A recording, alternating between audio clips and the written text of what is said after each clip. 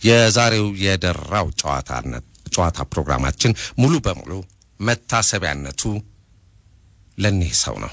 በመገናኛ ብዙሃን ዘርፍ ለህይወት ዘመን ተሸላሚነት ከተወዳደሩት መካከል በእጩነት የቀረቡት አንደኛ ሐዲስ እንግዳ፣ ሁለተኛ ሌኒ ሞክሪያ፣ ሶስተኛ ማረጉ በዛብህ፣ አራተኛ ነጋሽ ገብረማርያም፣ አምስተኛ ስሜነህ መኮንን፣ ስድስተኛ ብዙ ወንድማገኘው ሲሆኑ ከነዚህ መጨረሻ እጩዎች መካከል ተሸላሚውን የቦርዱ አባል ዕቁባይ በርሄ ይገልጻል።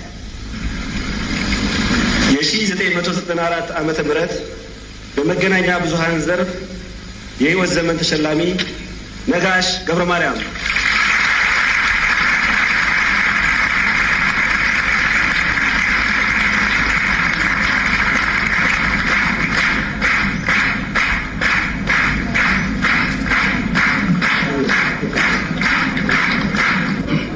የጋዜጠኝነት ሙያ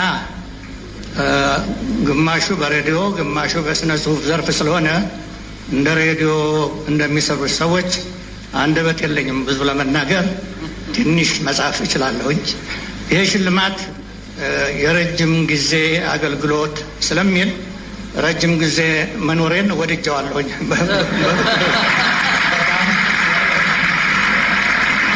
አሁን ከረጅም ዓመታት ዕድሜ በኋላ ባለፈው ሰኞ ሕይወታቸው አልፏል። ጋዜጠኛና ደራሲ ጸሐፊ ተውኔት ጭምር ነበሩ። የድል አጥቢያ አርበኛ፣ የአዛውንቶች ክበብ ከመድረክ ቲያትሮቻቸው የሚጠቀሱ ናቸው። ሴተኛ አዳሪ በ1956 ዓመተ ምህረት እናኑ አጎናፈር በሚል የብዕር ስማቸው ለንባብ ያበቁት መጽሐፋቸው ነው። የኢትዮጵያ ሬዲዮና ቴሌቪዥን ምክትል ስራ አስኪያጅ ሆነው ሰርተዋል። የዘመናዊው አዲስ ዘመን ጋዜጣ አባት እየተባሉ ተጠርተዋል። ባለፈው ሰኞ በ92 ዓመት ዕድሜያቸው ይህችን ምድር ተሰናብተዋል። አረጋዊው ጋዜጠኛ ደራሲና ጸሐፊ ተውኔት ነጋሽ ገብረማርያም በእርሳቸው ስራና ሕይወት ላይ ያተኮረ መሰናዶ ይዘን ቀርበናል። በሕይወት እያሉ በስፋት አውግተናል። የዛሬ 16 ዓመት በመኖሪያ ቤታቸው ተገኝቼ ነበረ። ረጅም ሰዓታትን ተጨዋውተን ነበረ። የትኛው ነው በትክክል የሚገልጹት ወይም ለርሱ ለነፍሱ ቅርብ የሆነውና በጣም የሚስማማው የትኛው ነው? ደራሲ፣ ጸሐፊ ተውኔት፣ ጋዜጠኛ ወይስ ሶስቱንም ባንድ ላይ ይቀበሏቸዋል? ደራሲ፣ ጸሐፊ ተውኔትና ጋዜጠኛ ነጋሽ ገብረማርያም። በትምህርት የተከታተልኩት ጋዜጠኝነትን ነው እና በሱም ሙያ ለረዘም ላለ ጊዜ ሰርቻለሁኝ። በምርጫ ከሆነ ጋዜጠኛ መሆኑ ደስ ይለኛል። ግን የሚገርመው ነገር ጋዜጠኛ ለመሆን የገፋፋኝ በመጨረሻው ደራሲ ሆነ ወይ የሚል ጉጉት ስለነበረኝ ነው። ምክንያቱ በእውነት በውጭ ሀገር በብዛት የኖቤል ፕራይስ ከሚቀበሉት ሰዎች ውስጥ በጣም በርከት ያሉት ሰዎች በጋዜጠኝነት ሙያ ሲያገለግሉ ኖረው በኋላ መጽሐፍ የጻፉ ናቸው። እኔም ኖቤሉ እንኳን ባያጓጓኝ በጋዜጠኝነት ሰርቼ ወደ ደራሲነት ሄደ ሆነ ወይ ብዬ ነበር። ግን ከስንፍና የተነሳ ብዙ አልሄድኩኝም። ድሮ በወጣትነቱ የሚያውቁ ሰዎች ሲናገሩ በነገራችን ላይ አሁን እድሜው ስንት ደርሷል? ወጣትነት ስልትዛለኝ እድሜ ወደ 78 ግድማ ይሆናል ነው እንግዲህ። ያው በግምት ድሮ የሚሰራው በግምት ነው። ከዛም ሊያልፍ የሚችል አይመስለኝም። ወደዛ ግድማ ነኝ። ጥሩ። ያኔ እርሱም በወጣትነት ዘመኑ የሚያውቁ ሰዎች ሲናገሩ እንደው ነጋሽ በየት በኩል አምልጦ ወደ ጋዜጠኝነቱ ሙያ እንደገባ ይገርመናል። የሱ ቦታና ወንበር የአዲስ አበባው ፕሬስና ሬዲዮ ሳይሆን የአሰብና ምጽዋ ወደቦች ነበሩ ሲሉ ሰምቻለሁ። ሚስጥር ሆኖብኛል ይሄ ነገር።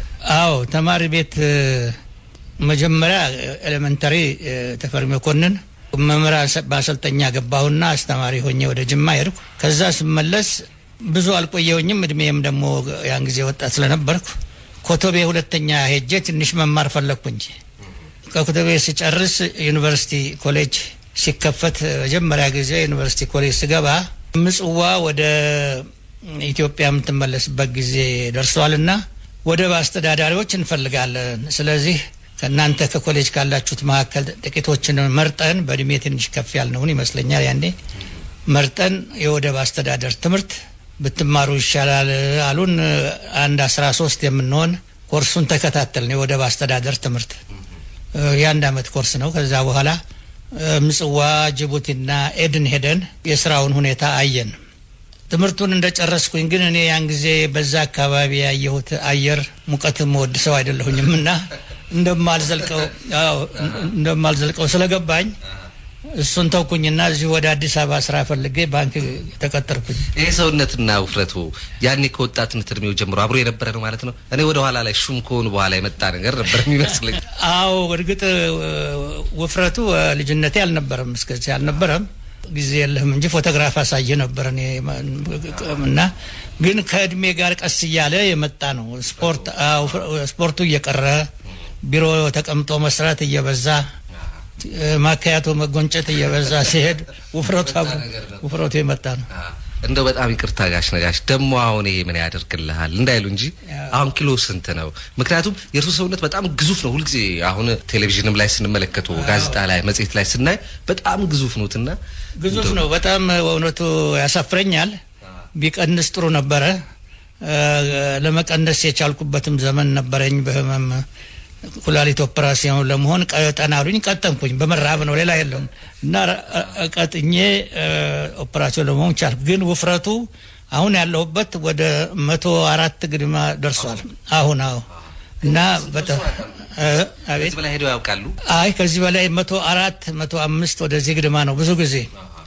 አሁን ደግሞ በይበልጥ እንግዲህ የድሮ ስፖርት እንቅስቃሴው ስለሌለ የበለጠ ሴደንተሪ ሆኛለሁ። ግን እንግዲህ መብሉ ምኑም ደግሞ እየቆጠብኩኝ መሄድ አስፈላጊ ስለሆነ በስፖርት ካልተረዳው በዚህ ለመቀነስ እየሞከርኩ ነው ያለሁት። ጤናዎትን ግን አሁን እንዴት ነው? በቀደምነት ሁሉ ሆስፒታል ጉዳይ አለኝ መመላለስበት ብለው ነበር። ጤንነት በእውነቱ የለም። ድሮም ብዙ ጊዜ ችግር አለኝ፣ የኩላሊት ችግር አለኝ። አንድ ሁለቴ ኦፕራሲዮን ሆኛለሁ። ኩላሊት ፕሮስቴት ኦፕራሲዮን ሆኛለሁ። ቶንሲል ሆኛለሁ እና ሲቆጠር ሐኪም ቤት እየገባው መውጣቴም ተአምር ነው እዚህ መድረስ የሆነው እና ጤንነት ደግሞ እድሜ እየቀጠለ ሲሄድ ኖርማሊ አብረው የሚሄዱ ነገሮች አሉ እና ሙሉ በሙሉ ጤና ነኝ ማለት አልችልም። ግን ለኔ እድሜ እቤት ከመዋል እንዲያው በእግሬ መንቀሳቀስና ወዲህ መቻሉም ራሱ እንደ ጸጋው ሲጀው ነው የሚሄደው ያለው። እኔ ብዙም ጊዜ እንግዲህ በታክሲ ውስጥ እንዲሲሳፈሩ ወክ ሲያደርጉ ነው ማያውት። መኪና የሉትም እንዴ? መኪና ነበረች ከኔው ጋር አረጀችና ብዙ ቆይታ በመጨረሻው ላይ ወጪዋ እየበዛ ሲሄድ ጊዜ ቤተሰቡ ገንዘቡን የምታወጣው ለመኪናና ለአንተ ሕክምና ብቻ ነው የሚል ወቀሳ ስለደረሰ ያው ስለዚህ እንግዲያው ሸጠን እንካፈላት ሸጥኳትና መኪና የለኝም።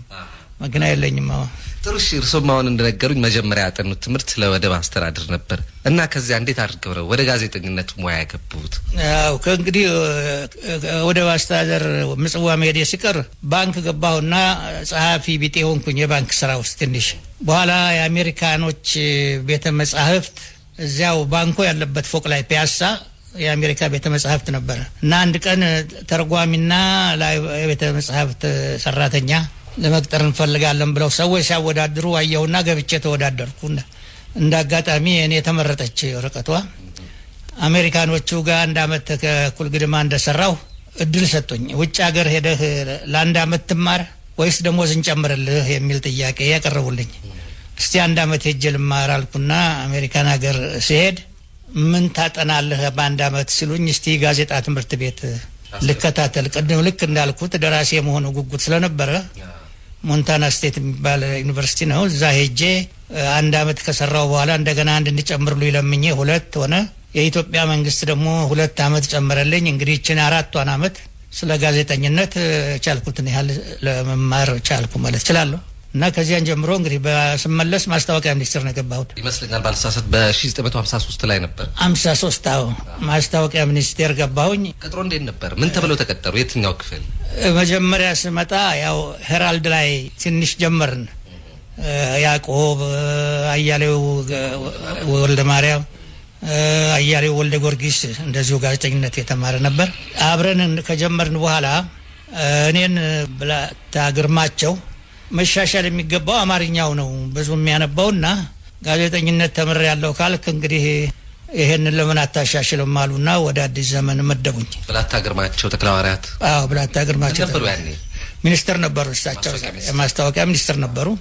እንግዲህ በቀጥታ ያው አዲስ ዘመን ላይ ባዘጋጅነት ሰራሁኝ አንድ 4 አመት ሳይሆን አይቀርም 2 አመት በፊት ደግሞ ወደ ሬዲዮ ደግሞ ተመልሼ ወደዛው ይያልኩ አንድ 4 አመት ማስታወቂያ ሚኒስትር እንዴት ነበር ያኔ 1953 ላይ ሲቀጠሩ ስንት ተቆረጠሉ እዛ ስገባ ወደ 500 ነበር ይመስለኛል መጀመሪያ ዲግሪ ደሞዝ በጣም ብዙ ያው አንድ 500 ኦሎምፒያ ቤዞ የመጣ 450 500 ነበር በኋላ ግን የሰራን ትንሽ ስንጨምር ያው እየተጨመረ በየጊዜው ከፍ እያለ ሄደ እንደ ዘመኑ እንግዲህ ያኔ 1953 ላይ ጋዜጠኛ ሆነው ተቀጠሩ እርሶ ልክ በዚያን ዘመን ላይ ደግሞ እነ ጀነራል መንግስቱ ነው የመፈንቅለ መንግስት ሙከራ አደረጉ እና ምናልባት የእርሶ የጋዜጠኝነት ሙያው ከዚህ የመፈንቅለ መንግስት ሙከራ ጋር የማገናኘቱ አጋጣሚ አልተፈጠረም አዎ የሆነው ምንድነው እኔ የአዲስ ዘመን ጋዜጣ ቀደም ልክ እንዳልኩት ከሰራሁኝ በኋላ 2 አመት ያህል ከውጭ ሀገር መጥቼ እንደሰራው እንደገና 2 አመት ሄጃለሁ ለምን 2 አመት አሜሪካኖች ከፍለውልኛል ከመጣው በኋላ እንደገና 2 አመት መንግስት እንዲከፍልኝ ተይጃለሁ እና ልክ በዛች ወቅት ጋዜጣው ላይ አዘጋጀ ሳልሆን ሬዲዮ ክፍል ተመድቤ ነበር ይመስለኛል አዎ እና ሬዲዮ ክፍል የፕሮግራም ኃላፊ እንዲኮኜ እዛ ሆኜ ነው ያን ጊዜ የመጣው ይመስለኛል እንደማስታውሰው እና ሚኒስትሩ ያን ጊዜ አቶ ባነጭ ሻለቃ አሰፋ ለማ የሚባሉ ሰው ነበሩ በዛው በግርግሩ ውስጥ የነበረው እና በቀጥታ እኔን የተመለከተ ነገር የለም ግን ሬዲዮ ሆኜ ያለሁኝ ይመስለኛል ወይም ጋዜጣ ይቅርታ እዛ ላይ እንዳለው ብቻ ምን ጥያቄ መጣ እናንተ ጋዜጠኞች በሉ ጻፉ ሬዲዮም ተናገሩና ደግፉ አብዮቱን የሚል አሁን ሞተ አስራት ደፈረሰው የሚባል ተወክሎ መጥቶ ነበር እዛና ጻፉ ተባል እና ስብሰባ ተደረገና ምን እናድርግ የሚል ጥያቄ መጣ እና ሰው ሁሉም ስጋት ስለነበረ ነገሩ በምን መንገድ እንደሚሄድ አልታወቀምና አንዳንዶቻችን እንግዲህ ታዘናል ከታዘዝን ያው መጻፍ አለብን የሚል አቋም ያዘን አንዳንዶቹ ደግሞ ከኛ ትንሽ ልምዱም ሹመቱም ከፍ ያለ ያላቸው ቀዝቀዝ ብለው ጉዳዩን ተመለከቱት እና ነገሩ ካለፈ በኋላ ጥቂቶቻችን የገፋፉ ነበሩ የሚለው ስም ተመዝግቦ ኖሮ ምንም ለጊዜው ቅጣትም ባይደርስ አጻፉም እርሶ እኔ አልጻፍኩኝም ያን ጊዜ የጻፍኩት ነገር አለኝ ምን የተጻፈው ያው ጃንሆይ ከመጡ በኋላ መጡ እሳቸው እንግዲህ ወደ ከብራዚል ተመለሱ ባጭር ጊዜ ውስጥ ነገሩ ተጠናቀቀ ሻለቃ አሰፋ ነበሩ ጻፉ አሉና ተዛዝ ተሰጠን አሁን እንግዲህ መንግስትን ደግፈን ነው ምንጽፈው ያን ጊዜ እንጂ አብዮቱን ደግፈን ለመጻፍማ ቀድሜ የተናገርኩት ብቻ ነበር እና ደግፈን ጻፈን ያው አዲስ ዘመን ላይ እየወቀስንና ያንን የአብዮቱን መንግስቱን እያወቀስን አንዳንድ ነገር ሲስተም ደግሞ በቀጥታ የአዲስ ዘመን ጋዜጣ ዋና አዘጋጅ ወደ ነበሩበት ዘመን ልውሰዶ ነጋሽ ገብረ ማርያም የዘመናዊው አዲስ ዘመን አባት ነው የሚባል ነገር እንሰማለን ስለዚህ ጉዳይ ምንድነው የሚያጫውቱኝ ነገር እንግዲህ እንደዚህ ያለ ዘመናዊ የተባለበት ጋዜጣው ከኔም በፊት የሚያዘጋጁት እነ ብላታ ወልደ ጊዮርጊስ እንደናቶ ያሬድ የሚባሉ ሌሎችም ከቤተ ክህነት የመጡ ሰዎች እና ወረት ግዝም አማርኛም በጣም ጥሩ አድርገው የሚያውቁ ሰዎች ናቸው ግን ጋዜጣ አሁን በመናውቀው መልኩ እኔም ትንሽ በተማርኳት አቅጣጫ በትክክል የገባቸው ሰዎች አይደሉም ስለዚህ ቀኑን ሁሉ ያው ሀተታ ነው ጃንሆይን በማመስገን ነጻነትና መተዋል ትምህርት ጀምረዋል እንዲህ የሚል ስለነበረ ጋዜጣውን ትንሽ እስቲን ለውጠው በተለይ ፍለፊቱ ገጽ ፍሮንት ፔጅ የሚባለው ነገር ከጃንሆይ ጽሁፍና ፎቶግራፍ በስተቀር ምንም ነገር አይወጣም ያን ጊዜ ስለዚህ እኔ ጋዜጣ መሆን እንደሚገባው ማድረግ አለብኝ አልኩና ቀስ ያልኩ የጃንሆይም እንዳለ ሆኖ ሌላ ጎንጎኑን ግርጌውም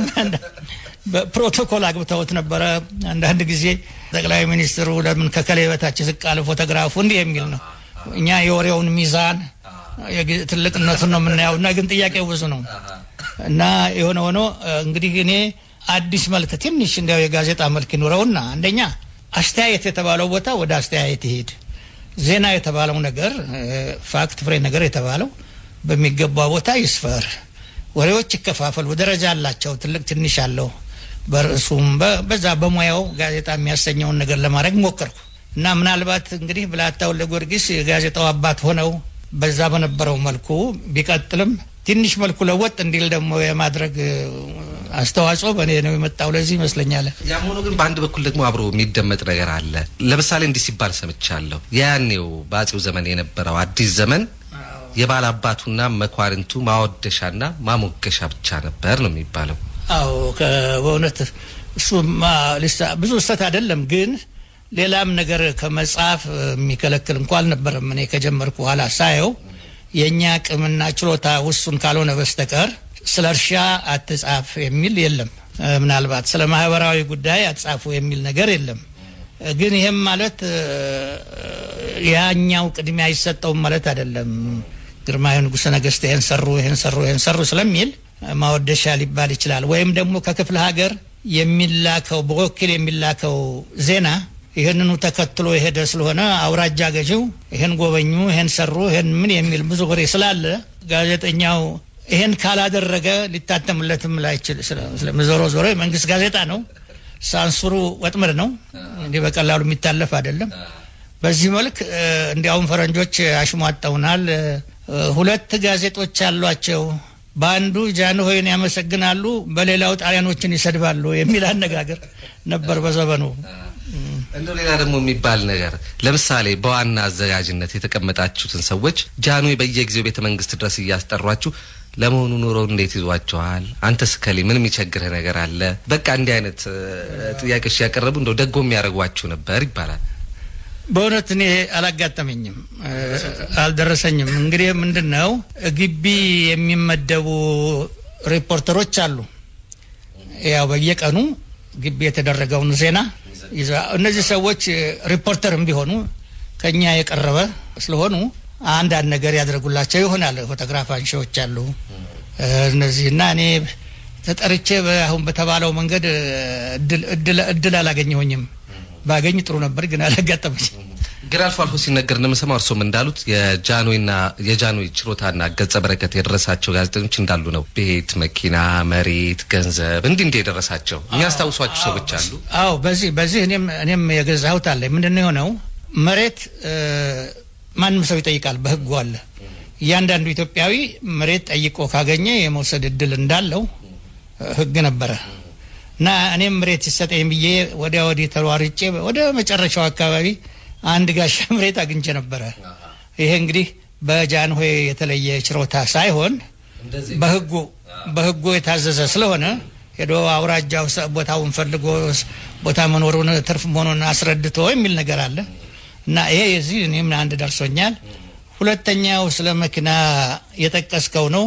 መኪና የመንግስት መኪና ያዝን ሰዎች ኃላፊዎች፣ አዘጋጆች የተወሰኑ ሰዎች ነበር። ምን ተባለ? ዶክተር ተስፋዬ ገብረግዚእ የሚባሉ ሚኒስትር ሲመጡ ጋዜጠኞች የመንግስት መኪና ይዘው እየሰከሩ እየሰበሩ በማግስቱ አመጣው በመንግስት ገንዘብ ይጠገንልኝና ወጪው ከመኪኖቹ በላይ መውጣቱ አይደለም ወይ? በዚህ ሁኔታ እንዴት ሊሆን ይችላል የሚለውን ሐሳብ ወሰዱና ጃንሆይ ጋር ቀርበው ያረጀ መኪና የያዙ ሻል ያለ ደግሞ ደህና መኪና የያዙ ስላሉ ሻል ያለ ያዙት ግማሹን ዋጋ እንዲከፍሉና እንዲወስዱ ራሳቸውን ይቻሉ። ያው ይቅር ግን ግማሹን ይክፈሉ፣ አዲስ ያዙ አሮጌ ደግሞ ያዙ ይሰጣቸውና የሚል ነገር ሐሳብ ቀረበ። ከዛ ወጪያቸውን ጥገናውንም ነዳጁን ያው ራሳቸው ቻሉ፣ መንግስት ነፃ ይሁን ከዚህ የሚል ነገር መጣ። በዚህ መሰረት እኔ እንዳጋጣሚ ሆኖ አዲስ ፎክስዋገን ይዤ ነበር። ተገምታ ከ2500 መስሎኛል ከፍዬ አንድ ፎክስዋገን ያስኩት ቀረች ኔጋ። ፔዦም ያዙ፣ ከዛም በታች ደግሞ እንደኔ ሆነው አሮጌ ያዙ ነበሩ። በነፃ የወሰዱ ብዙዎች ነበሩ። እነ ብርሃኑ ዘሪሁን አስታውሳለሁ መስለኝ፣ እነ በዓሉ ግርማ እንደዚህ የሆኑ ግሩፕ። በኋላ ደርግ ሲመጣ ተከሰስን። በመንግስት መኪና በነፃ በምን ብሎ እዛው የኛው አብረን የምንሰራው ሰዎች ከሱናል። ደርግ መኪናውን አስገቡ የሚል ወሬ ሲጀምር መኪናውን ይወሰዱ፣ ግን ስራ የምንሰራበት መኪና ካልተሰጠን የጋዜጣ ስራ ትንሽ አስቸጋሪ ነው ስንል እነሱ ብልህ ሆኑና ይመዝገቡና ይቆዩ አሉ መኪናዎቹ እኛው ጋር።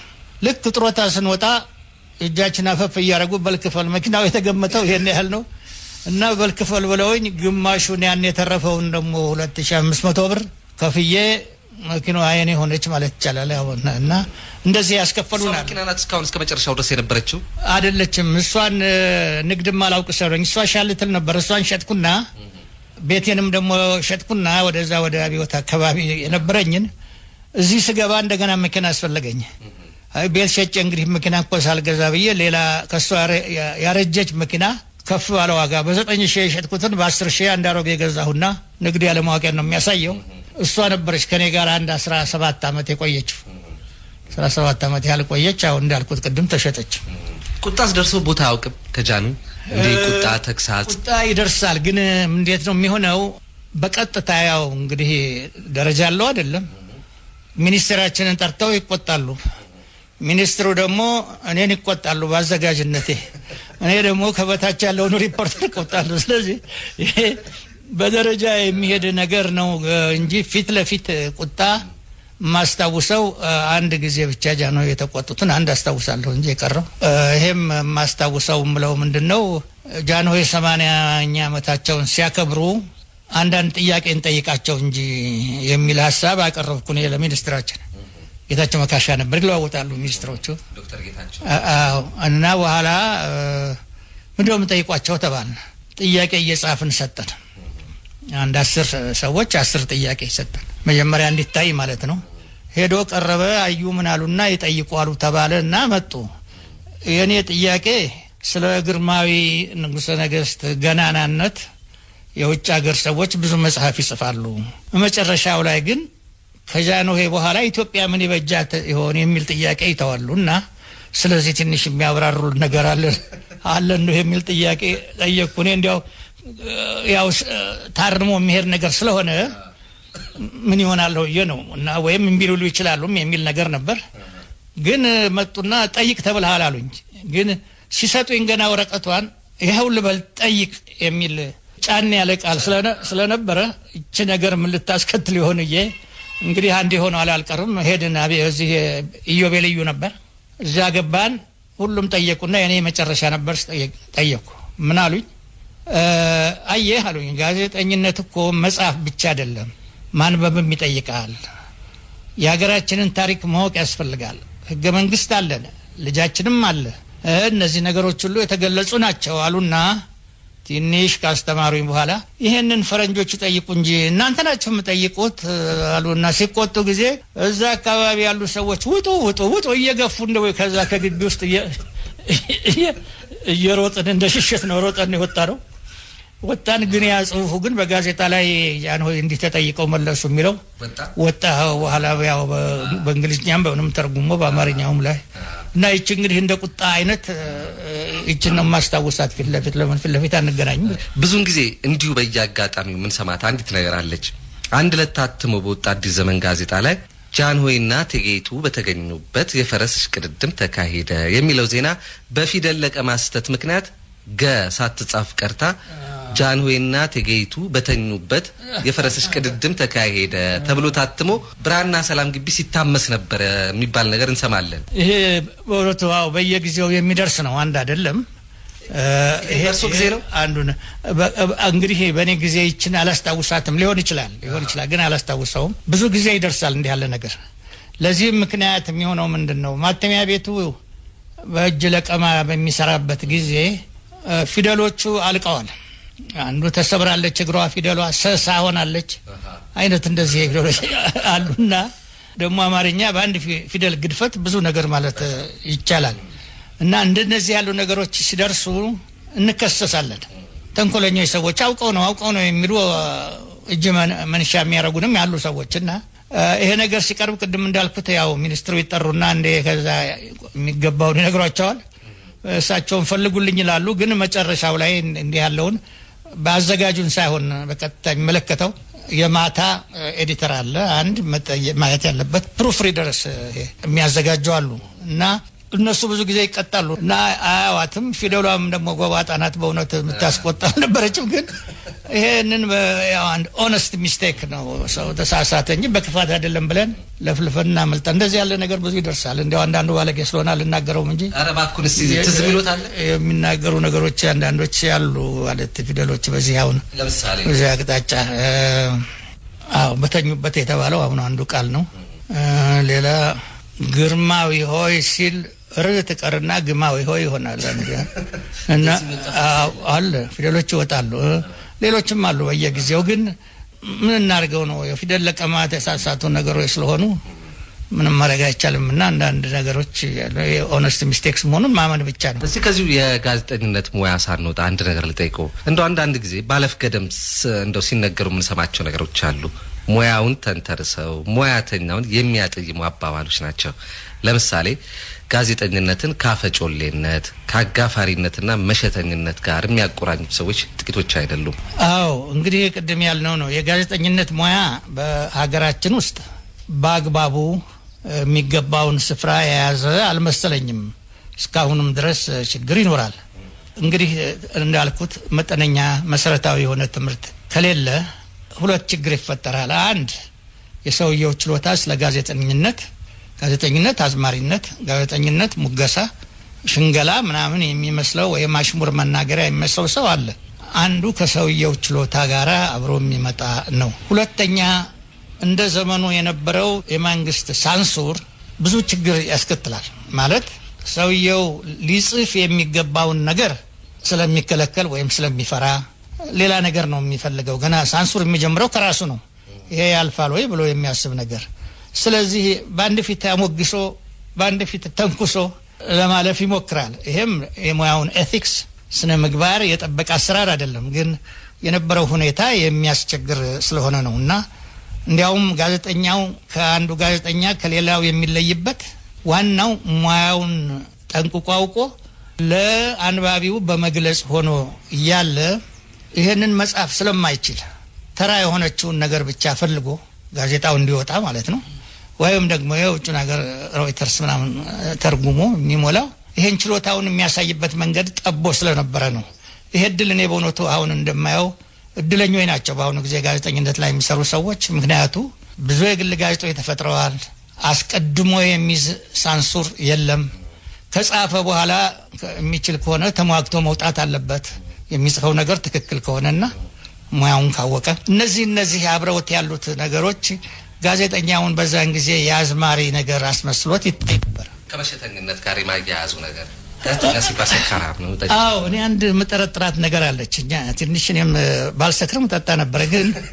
ግን እንዴት ነው የሚያያይዛ ሌላ ቋርጦትና አቶ ነጋሽ እቺን ነገር ደርቤችን ነገር ባመጣት ደስ ይለኛል። እቺ የጠጭነቱ የጋዜጠኛ ጠጭ ነው አባባልነቱ የመጣችው የጀመረችው ምንጯ ከየት ነው? ከናንተ ዘመን ነው ወይስ ከናንተ በፊት ከነበሩት ነው ወይስ ከናንተ በኋላ ነው? እኔ መስለኝ በእኛ ዘመን ነው። ምክንያቱ ከዛ በፊት ጋዜጠኞች እንግዲህ ቅድም እንዳልኩት እንደነ ብላታ ወልደ ጊዮርጊስ እንደነ አቶ አሐዱ ሳቡሬ በሙያው የሚያውቁም ቢሆኑ በጠጭነት ብዛት ስለሌላቸው አደባባይ ላይ ወጥተው ጠጮች ናቸው ለማለት የማይቻልበት ጊዜ ነበር፣ ቁጥሩም ቢሆን ማለት ነው። በእኛ ጊዜ ግን ምንድነው በይበልጥ የተፈጠረው? እኔ እንደምጠረጥረው ኤምባሲዎች በብዛት ለዚህ አስተዋጽኦ ሳያደርጉ አይቀሩም። ምክንያቱ በዓል ሞልቶ ነበር። አፍሪካ ነጻ ወጣለች። ነጻነታቸውን ለማሳየት ግብዣ አለን። ኦክቶበር ሬቮሉሽን ይላል። የመስኮብ እንጠጣለን። የንግስቷ ልደት ይላል። እንግዲህ ይሄ ነገር ጋዜጠኞቹ ደግሞ እነሱ በብዛት ነው የሚጋብዙት። ጋዜጠኛ ሁሉ በየኤምባሲው እየሄደ ይጠጣል እና አንዳንዶቹ ሱስ እየተስማማቸው ሄደ መሰለኝ። አንዳንዶቻችን እንዳጋጣሚ በሽተኞች ቢጤ ሆነን ስንጠጣ ስለሚያመን ፍርሃት ጠልተነው ሳይሆን በጤንነቱ ምክንያት እየታቀብን መጨረሻው ላይ መግዛት ውስጥ ጋዜጠኛው መግባት ጀመረ በኤምባሲ በሌለበት ጊዜ እና ብዙዎቹ ባልንጀሮቻችን ሁላቸው መጣቋቸው ይጠጡ ነበር። በኋላ የሚገደላቸው አንዳንዶቹን አለ የታወቁ ጥሩ ጋዜጠኞች ነበሩ።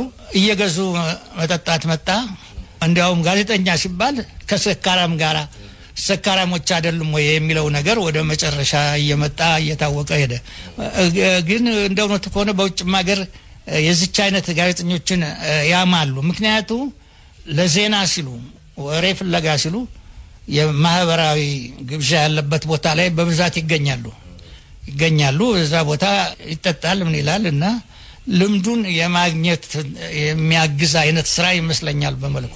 አሁን ደግሞ ስለ ደራሲው ነጋሽ እንጫወት። ከዚያ በፊት ግን ለመሆኑ እቺ እናኑ አጎናፍር እናኑ ማናት?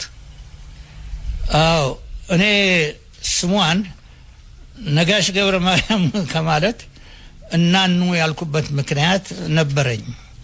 ምንድን ነበረ ብዙዎቻችን በዛ እድሜ ላይ እንደ የዘበኑ ውቤ በረሃ ለመደነስ እንገባለን። ወጣትነትም አለ። ከትልልቁ ሆቴል ይልቅ በርካሽ የሚደነስበት ቦታ ያ ስለሆነ ብዙዎቻችን እንገባለን።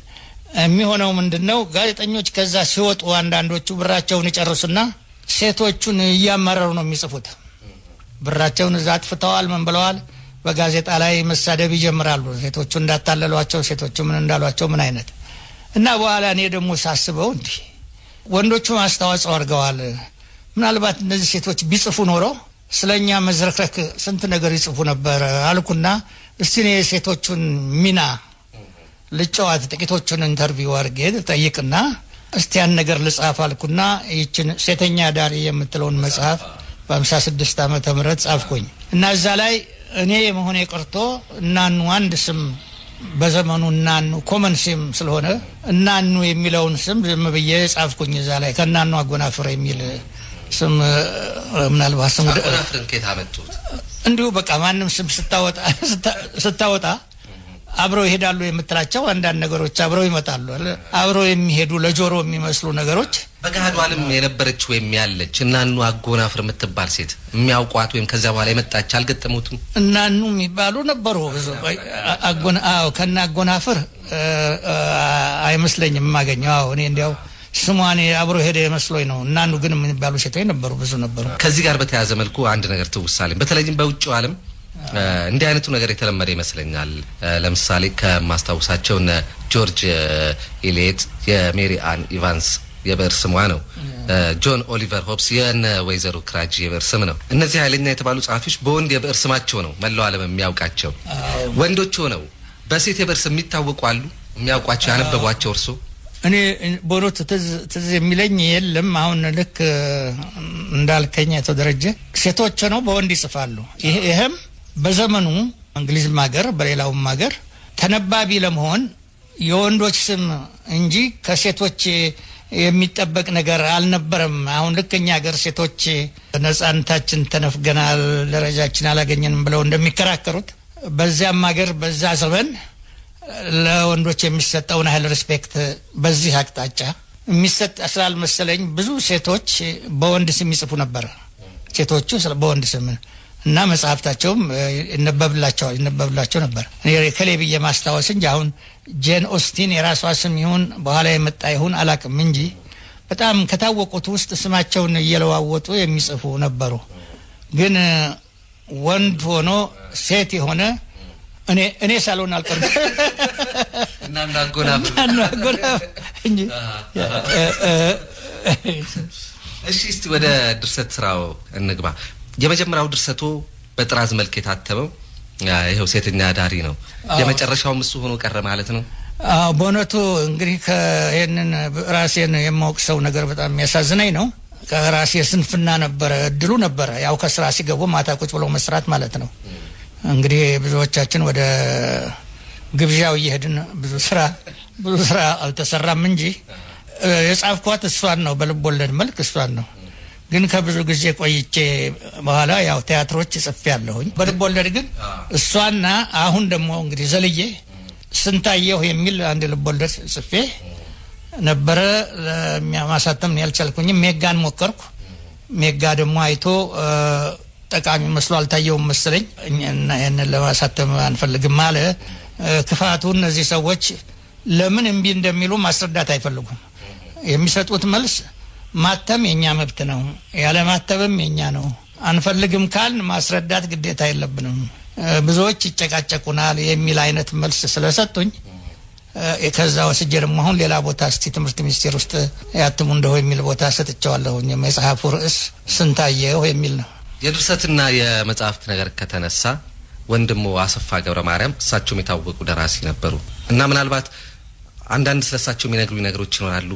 በነገራችን ላይ ምናልባትም ክቡራን አድማጮቻችን የሆነ አንድ የተምታታ ነገር እንዳይፈጥርባቸው ከወዲሁ ግልጽ ማድረጉ አስፈላጊ የሚመስለኝ አንድ ነገር አለ። አሰፋ ገብረ ማርያሞች ሁለት ናቸው። አዎ፣ አሰፋ ገብረ ማርያም ተስፋ የሚለው የኔ ወንድም ነው። አሰፋ ገብረ ማርያም ተሰማ አሁን አሜሪካን ሀገር ያለው ባህል ሚኒስቴር ውስጥ ብዙ ይሰራ የነበረ እሱ ናቸው ሁለት። ሌላም ነበሩ አሰፋ ገብረ ማርያም ያው የድሬዳዋ አስተዳዳሪ የግምሩክ ሚኒስትር የነበሩ ግን እዚህ ድርሰት ውስጥ የሉበትም። በዚህ ስም የሚጠሩ የተቀራረቡ ሰዎች ነበሩ ለማለት ያህል ነው። ግን ድርሰት ውስጥ ስላሉበት ሁለቱ ድርሰት ውስጥ አሉ። አሰፋ ገብረ ማርያም ተሰማ እኛኛው አሜሪካ ያሉት የሳቸው ስራዎች እነማን ናቸው? እሱ አንዱ በደርግ ጊዜ የነበረውን እኔ የማስታውሰው የኢትዮጵያን መዝሙር ህዝብ መዝሙር የሱ ደራሲ አሰፋ ገብረ ማርያም ነው። ሌላ መጽሐፍ የተረጎመው አንድ ተቆጣጣሪ ነው ዋናው እሱ የተረጎመው ከመስኮብኛ በቲያትር ቤት አሁን ቅርብ ጊዜ ድረስ ታይቷል። እሱ ነው። ግን ራሱ የጻፋቸው ግጥሞች አሉ አንዳንዶችና ግን ሌላ ብዙ አላነበብኩኝም ሊኖር ይችላል አላውቅም። እሺ የሱስ ወንድም አሰፋ ገብረ እሱ አንድ መጽሐፍ ነው የጻፈው እንደወጣች ቀረች የሚለውን መጽሐፍ የጻፈው እሱ ነው። ልቦለድ መጽሐፍ ነው። ብዙም ፕላን ነበረው። ምንም ፕላን ብቻውን አይሄድም። ያው ዛሬ በህይወት ሞተ እና ተቋረጠ እንጂ ታላቁ ናቸው። 5 አመት ያህል ይበልጠኝ ነበር። እንደ ሀገር አምባሳደር ነበረ እና ቁጭ ብሎ ለመጽሐፍ ብዙ ያሰበው ነገር ነበር የሚነግረኝ ግን ሳይሆንለት ነው ያለፈው። እና የሱ ዋናው መጽሐፍ እቺ እንግዲህ ታወቀችው እንደወጣች ቀረች ነው። እንደዚህ ሁሌም ድንቅ ከምትለኝና አንዲት ነገር ልጠይቀው። ያኔ በ1950ዎቹ አጋማሽና 60ዎቹ ውስጥ ይታተሙ የነበሩ መጽሐፍት እንደው የዚህ የርዕሳቸው ነገር ሁሌም እንደገረመኝ ነው እና አሁን ልክ ወደርሶ ወደዚህ ልበጣ ስል ትዝ ብሎኝ ጥቂቶቹ ርዕሶች ለናሙና ያህል መዝግቤ ይዤ መጥቻለሁ። በእንጀራ እናት ምክንያት የመነነው ወጣት አባቡ አደገሽ 1961፣ በገዛ ኃጢአቴ ሲኦል ሆነ ቤቴ ጥበቡ ታዬሽ 1961፣ ቢወዳት ነው ቢጠላት አንቆ የገደላት ንጉሴ ወልደ ሚካኤል 1964፣ ምራኝና እንሂድ ማሙዬ እኔ አንተናዝዬ ተፈራዬ 1960። እጅግ በጣም ጥቂቶቹን ነው የጠቀስኩልዎ እና እንዴት ነው ነገሩ? ያኔዎቹ የመጽሐፍት ርዕሶች እንዲህ አይነት ይዘት እንዴት ሊኖራቸው ቻለ?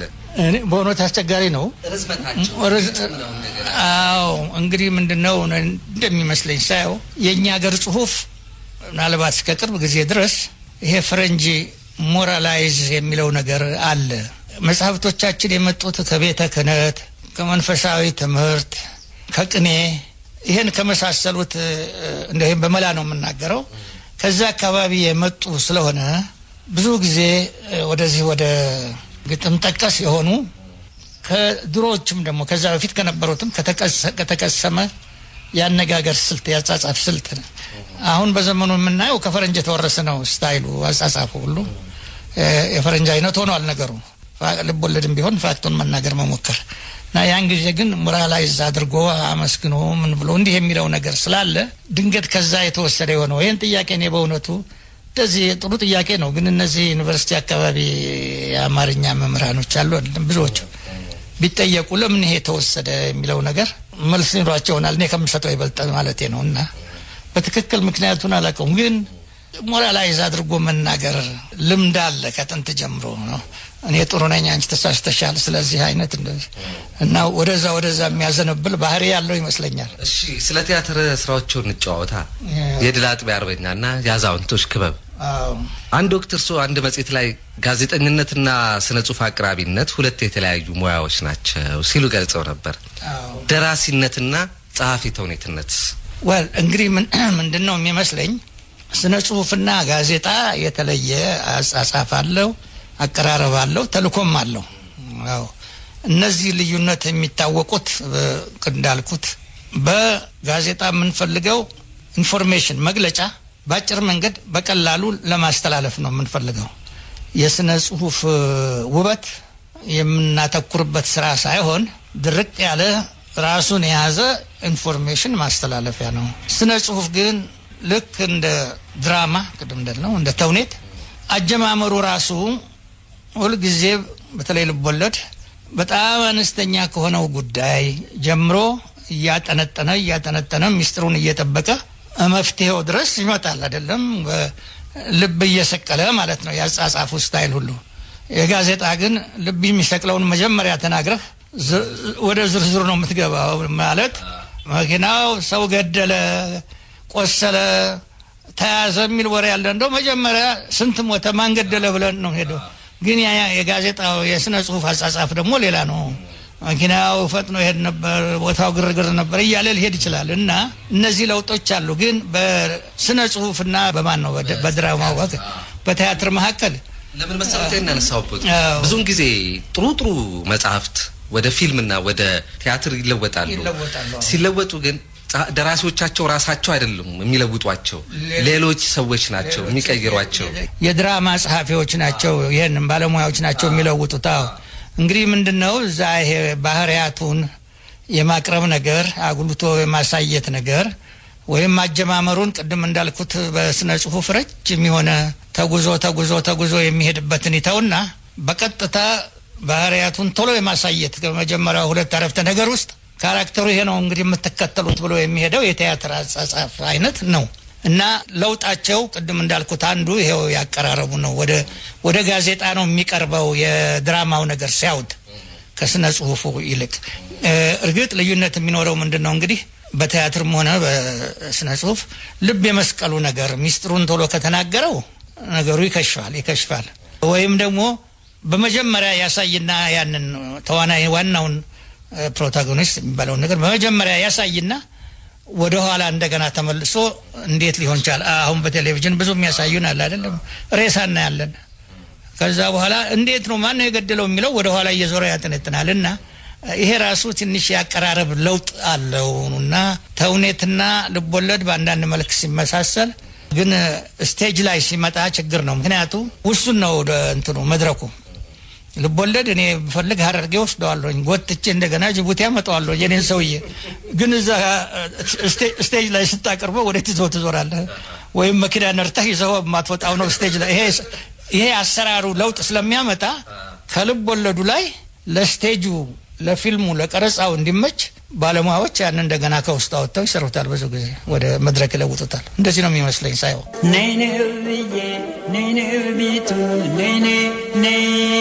መቼም ሌላ ሰው እንደሆነ ዝር አይነበር ለሱ ናቸው ዘላለም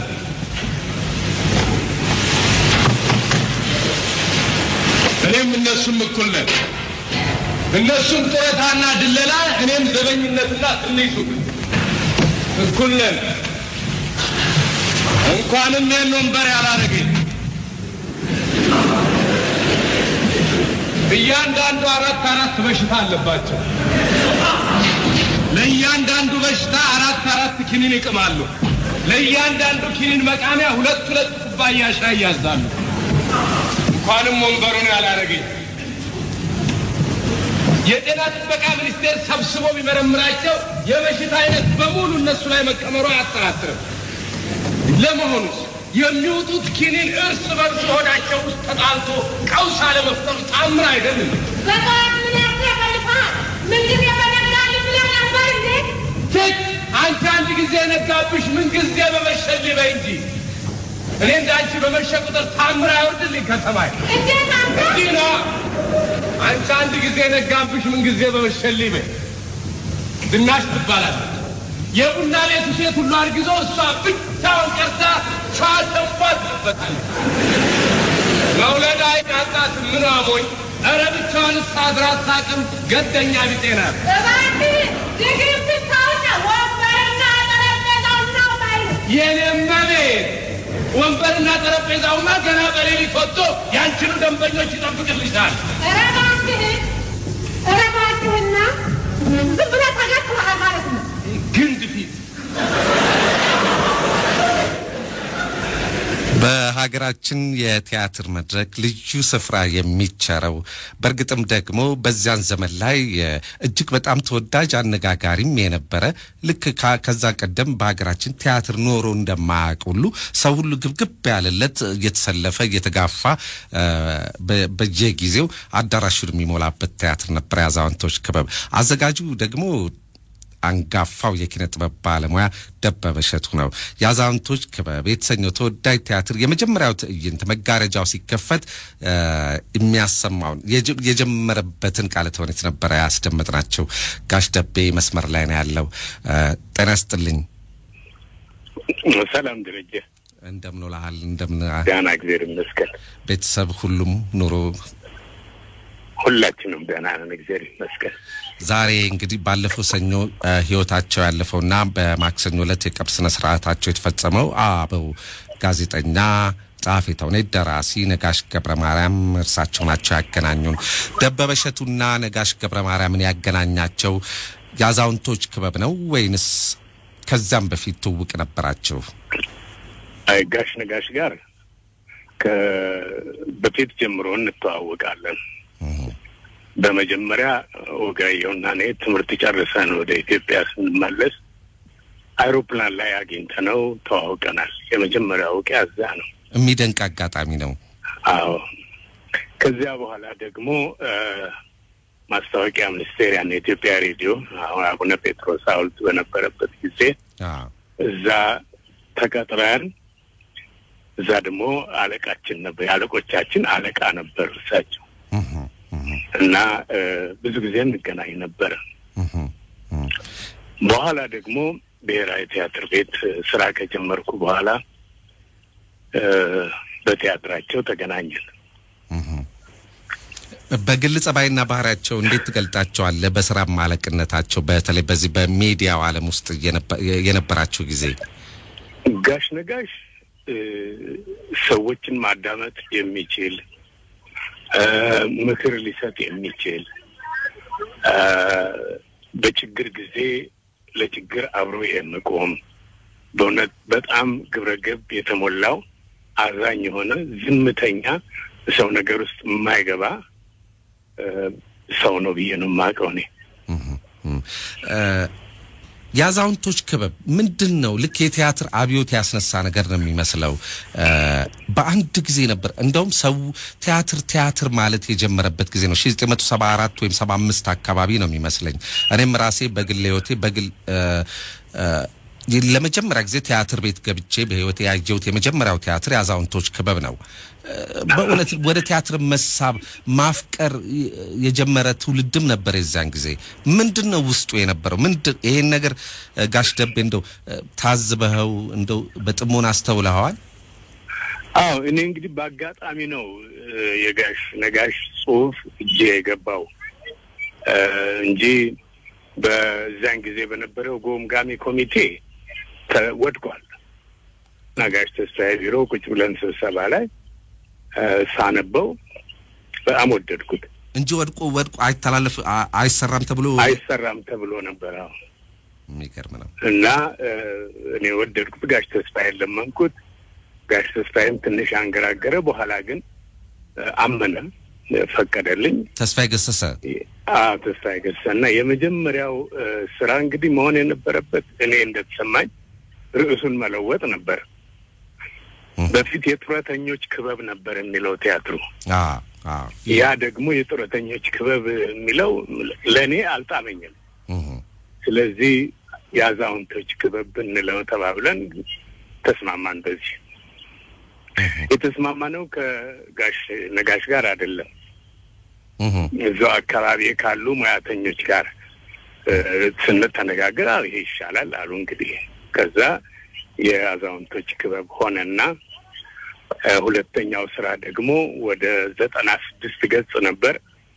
እሱን ወደ 67 ገጽ በተቻለ መጠን ማውረድ ነበረ።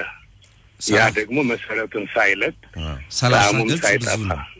30 ገጽ መቀነስ ነበረብኝ። ከዛ እሱንም ቀነስኩ።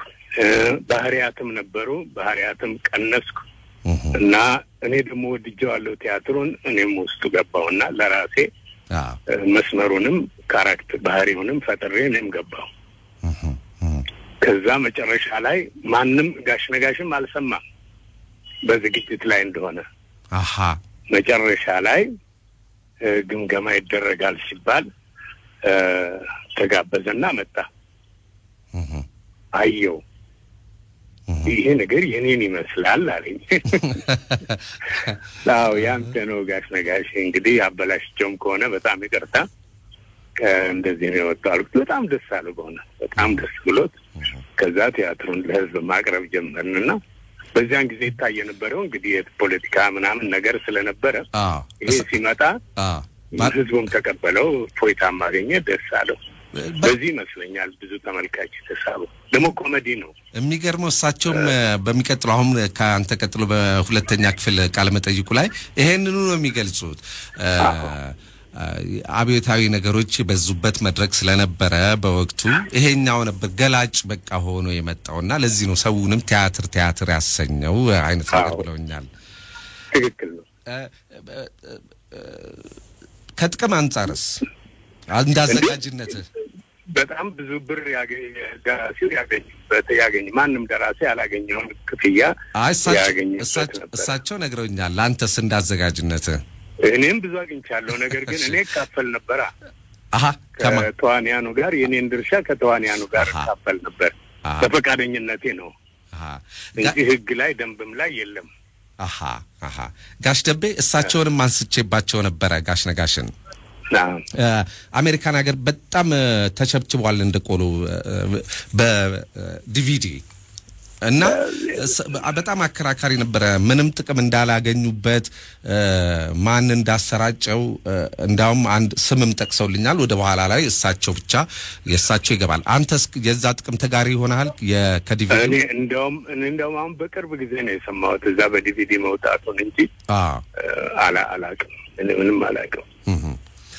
ጋሽ ደቤ ማን እንዳከፋፈለው ምሪሊ እሳቸው ይናገሩታል አሁን ሁለት ላይ ይናገሩታል ግንኙነት አድርጌ ተነጋግር ያለው አለኝ ጋሽ ነጋሽ እንጂ እኔ እንደዛ ይላሉ ግን ምንም በኋላ ላይ ጠብ ያለ ሳንቲም የለም ይላሉ ከተገናኘንበት ጉዳይ ርዕስ ውጪ አንድ ጥያቄ ትፈቅድልኛለህ እሺ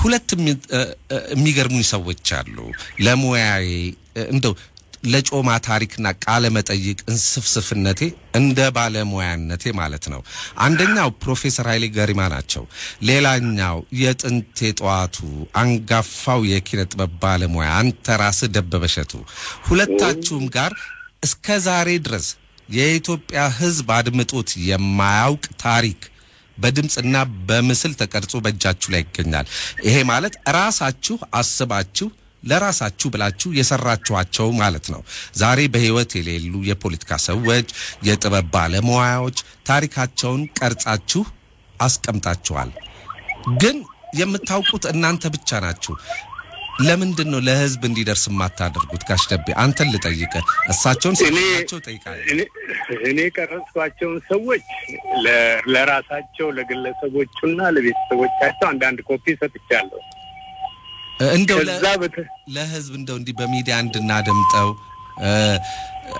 ለህዝብ እንዲደርስ የማድረግ ነገር እውነቴን ነው ትልልቅ አሁን ለምሳሌ እንደው ሚስጥር አወጣ ካልተባልኩ በስተቀር መሬቱ ይቅለላቸውና የጋሻው ሊያውላቸው ደጀኔ ሌሎችም ትልልቅ ባለሙያዎች ዛሬ በህይወት ማናገኛቸው ከዚያም ቀደም በሬዲዮና ቴሌቪዥን ቀርበው ብዙ ቃለ ምልልስ ያልተደረገላቸው ሰዎች አንተ ስራዬ ብለህ እንደ ጋዜጠኛ ሰርታቸው ዶክመንቱን ይዘዋል ጋሽ ደቤ እኔ እንደ ጋዜጠኛ አይደለም ደረጃ የሰራሁት እኔ እንደ ባለሙያ የጥበብ ሰዎች በመሆናቸውና ማከብራቸውና እኔ የተማርኩባቸው ሰዎች ናቸው እነሱ የትም ከተማርኩት ትምህርት ከነሱ ጋር በመስራት የተማርኩት ነው ይበልጥብኝና ለትውልድ ሊተላለፍ እንዲችል ነበር ፍላጎቴ እዚህ ቦታ ሄጃለሁ እዚህ ጠይቄያለሁ ብዬ አሁን ክስና ወቀሳ አልጀምርም ግን ብዙ የሚመለከታቸውን ድርጅቶች ባካችሁ ተቀበሉኝና እናንተ አከፋፍሉት ወይም ያዙት ወይም በታሪካዊ ቦታ አስቀምጡና ሰዎች ሲፈልጉ እንደ ሪሰርች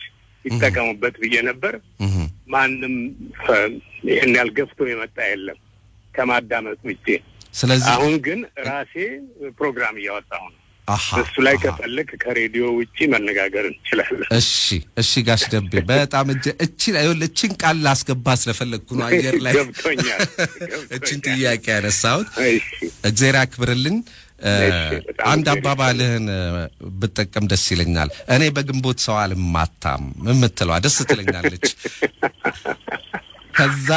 ከዛውንቶች ክበብ ላይ ያወጣዋት ቃል ናት ታሪኩ ጀንበሬ በላይ ምታልኝ ደብድብልኝ ሲል የለ እኔ በግንቦት ሰው አልማታም የምትላት ፓርት በጣም ደስ ትለኛለች እግዚአብሔር ያክብር የግንቦት ልደታን ነው እንጂ ማከብረው በግንቦት ሰው መማታትን አልወድም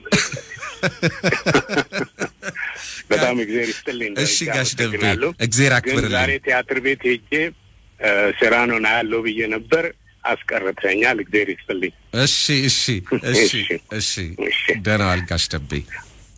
በመገናኛ ብዙሃን ዘርፍ ለህይወት ዘመን ተሸላሚነት ከተወዳደሩት መካከል በእጩነት የቀረቡት አንደኛ ሐዲስ እንግዳ፣ ሁለተኛ ሌኒ ሞክሪያ፣ ሶስተኛ ማረጉ በዛብህ፣ አራተኛ ነጋሽ ገብረ ማርያም፣ አምስተኛ ስሜነህ መኮንን፣ ስድስተኛ ብዙ ወንድማገኘው ሲሆኑ ከነዚህ መጨረሻ እጩዎች መካከል ተሸላሚውን የቦርዱ አባል ዕቁባይ በርሄ ይገልጻል።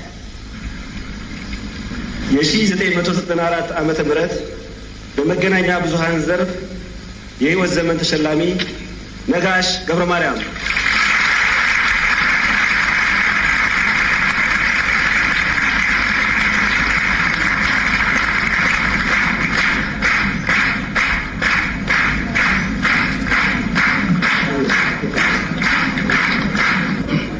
የጋዜጠኝነት ሙያ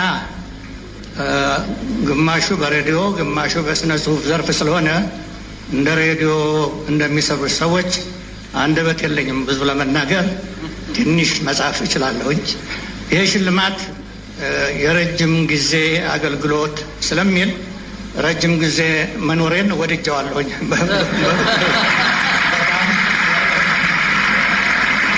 ጋዜጠኛና ደራሲ ጸሐፊ ተውኔት ጭምር ነበሩ። የድል አጥቢያ አርበኛ፣ የአዛውንቶች ክበብ ከመድረክ ቲያትሮቻቸው የሚጠቀሱ ናቸው። ሴተኛ አዳሪ በ1956 ዓመተ ምህረት እናኑ አጎናፍር በሚል የብዕር ስማቸው ለንባብ ያበቁት መጽሐፋቸው ነው። የኢትዮጵያ ሬዲዮና ቴሌቪዥን ምክትል ስራ አስኪያጅ ሆነው ሰርተዋል። የዘመናዊው አዲስ ዘመን ጋዜጣ አባት እየተባሉም ተጠርተዋል። ባለፈው ሰኞ በ92 ዓመት ዕድሜያቸው ይህችን ምድር ተሰናብተዋል። አረጋዊው ጋዜጠኛ ደራሲና ጸሐፊ ተውኔት ነጋሽ ገብረ ማርያም በእርሳቸው ስራና ህይወት ላይ ያተኮረ መሰናዶ ነው የዛሬው ዝግጅታችን። መታሰቢያነቱንም ለእርሳቸው አድርገነዋል። የመጀመሪያውን ክፍል አድምጠናል። በመካከል ላይ አንጋፋውን የጥበብ ባለሙያ ደበበ እሸቱን አስገብተን ስለ ሁለቱ ትውውቅ የአዛውንቶች ክበብን እሱ ባዘጋጅነት እርሳቸው በደራሲነት የሰሩበትን ሁኔታ አንስተን አጭር የስልክ ቆይታ አድርገን ነበረ።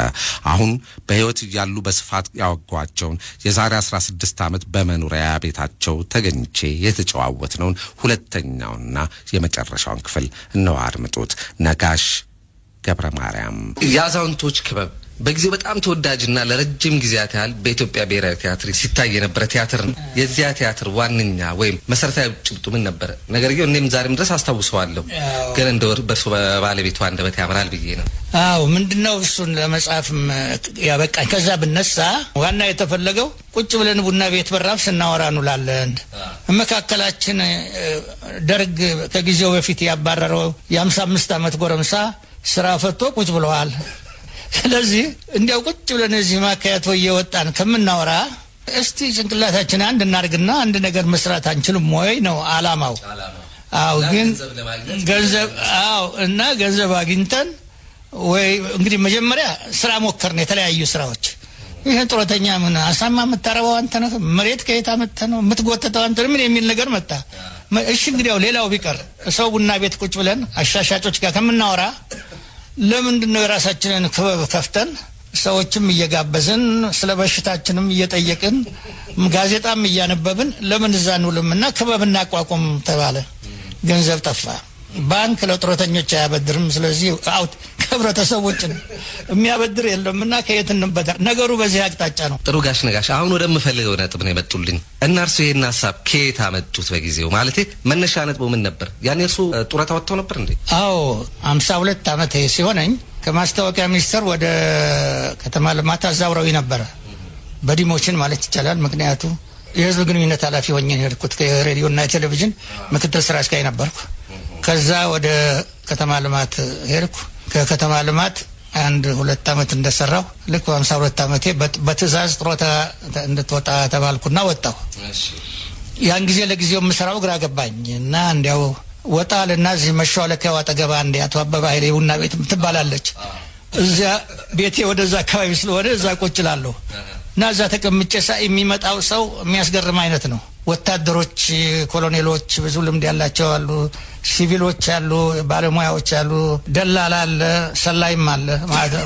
በየአይነቱ ነው እዛ የተሰበሰበው እና እነሱ መካከል ቁጭ ብለን እየተገላመጥንም እያወራንን ሳይ እኔ አሁን የቅድሙ ሐሳብ የመጣ ሁሉ ሰው እዚህ ተወዝፈን ልምድ አለን ወታደር በወታደሩ የሲቪሉ አንድ አምሮአችን አድርገን ለምን አንገር አንሰራም የሚል ጀስት እንደው ምክንያት ገጠመኝና እነዚህን ካራክተሮች ከነዚያ ውስጥ በሐሳብ የመረጥኩ ከሌከሌን ይመስላልና ከድርጊታችን ጋራ አንዳንዱን ነገር ያያየሁኝ በኋላ ይሄንን ያዛውንቶች የጥሮተኞች ክበብ የሚል ነበር ጽፌ የሄድኩት ማስታወቂያ ሚኒስቴር ያለው ሳንሱር ጥሮተኞች ትንሽ እንዲያው የተበደሉ ይመስላልና ሌላ ስም ፈልጋለ ያዛውንቶች አልኩት ይሄ ይሻላል አለ ፖዚቲቭ ነው የፈለገው በዛ መንገድ ያዛውንቶች ክበብ ተጻፈና ወጣ ጥንቃቄ ብዙ እንግዲህ አድርግ ያለውን ምክንያቱም ውስጧን በስጭት አላት ያዛ የተሰበሰበው ሰዎች እና ድንገት ካፌ አምልጦኝ እናገርና ደሞ እንዳያስሩኝ የሚል ሐሳብና እሷን ነገር ጻፍኩኝ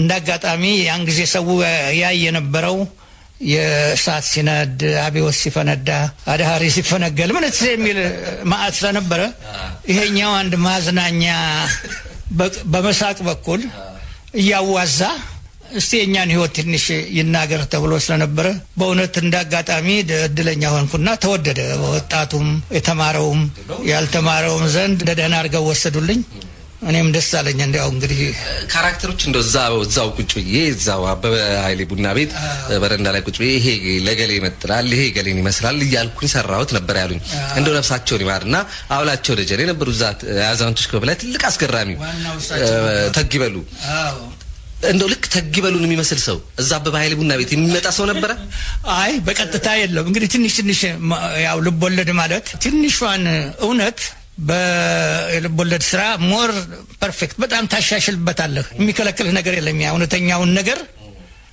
አንተ እንደሚመስል ትጨምርበታለህ ስለዚህ እዛ እየመጣ እንደሆነ የሚያንገራብደውን የሚንጎራደደውን ወታደር ታየዋለህ ኮሎኔል ዋለ ምን ዋለ እንዲህ የተጎዱ ተዋክተን ሰሜን ቆስለን ምን ብለን ሜዳ ላይ እኛን ነው የምንወድቀው ይያለ እንዲህ ደፈር ይያለ የሚናገረውን ታየዋለህ አሉ አንዳንድ ኮሎኔሎች አይታዩ ነበር ስለዚህ ከአምስቱ ላይ ካንዳንዱ በጭቆ ወደ አንዱ ጠጋ በማድረግ ያን ካራክተር መፍጠር ይችላል ገሞ መድረክ ላይ ሲያወጡ ያው ያጋንኑታል ለምሳሌ ደላላ ይመጣል አሉ ደላላውን ጨምረውበታል እርሶም ቲያትሮ ላይና እንዲያውም ጀንበሬ በላይ ወጥቼ ወርጄ እኔ ሲሆን ድሉ ደላላው ይሉኛል እነ ተግበሉ ሚለው ያባባሉሉ ትዝ ይለኛል እኔ እስከዛሬ ድረስ ሰላም ይመጣ ነበር ብለዋል ለምን አልጨመሩበትም ሰላዮች ነበሩ እነዚያንም እነሱም እኮ እንፈራለን ይሄንን አሁን ከየት አመጣው ብትለኝ አንድ ምናቀው ባልንጀራችን እዛው ቁጭ ብለን ያው ከኛ ጋር ንሽንሽና ማለን እየፈርዳን ግን ይመጣ ነበር አንድ ቀን ይሄ ሰርቶ አደር የሚባለው ጋዜጣ ለመጀመሪያ ጊዜ ታትሞ ሲወጣ አንድ ሰው ይዞት ቆሟል ያ ሰው እስቲ ወንድም አንዴ ሊው ባካልና ተቀበለ አየና ተመለካከተና ነገሩ ደህና ነው ብቻ ምን ወሬ ብቻ ነው አለና መለሰ ከግማሽ ሰዓት በኋላ ከክፍለ ጦሩ ወታደሮች መጡና ይዘውት ሄዱ ያ ጋዜጣውን ያዘው ሰውዬ ነው እንግዲህ እንዲህ ብሏል አናንቋል አብዮቱን አንቋሻል በሚል ይሄ ሰውዬ ሄዶ 5 ወር ነው 6 ወር ታስሮ አንድ ቀን በቃለ የት ነበርኩ ጊዜ በጋዜጣ ምክንያት እኮ ታስሬ እዛ ነበርኩኝ አለ ማውራት አይፈልግም ከዛ በኋላ ዛን ቶሎ ብቻ እንደው አይቶን ጥሎ ነው ሄደው እና እዚያ ውስጥ እነዚህ ሰላዎቹ ሞልተው ነበር መቼም ያው እየተገላመጡ ኑረው ነው ደፍሮ መናገር የለም ሰላይ ደግሞ እዛ መድረክ ላይ እንዳላወጣ በእኛ ይቀልዳል ደግሞ የሚባል ይመጣና ጭራሽ ነው አይታይም እሱም እኮ ችግር ነው ወጥቼ ወርጄ የኔ ሲሆን ድሉ ደላላ ይሉኛል እነ ተግበሉ ነው የተፈለገው ዕቃ ተገኝቷል ዕቃ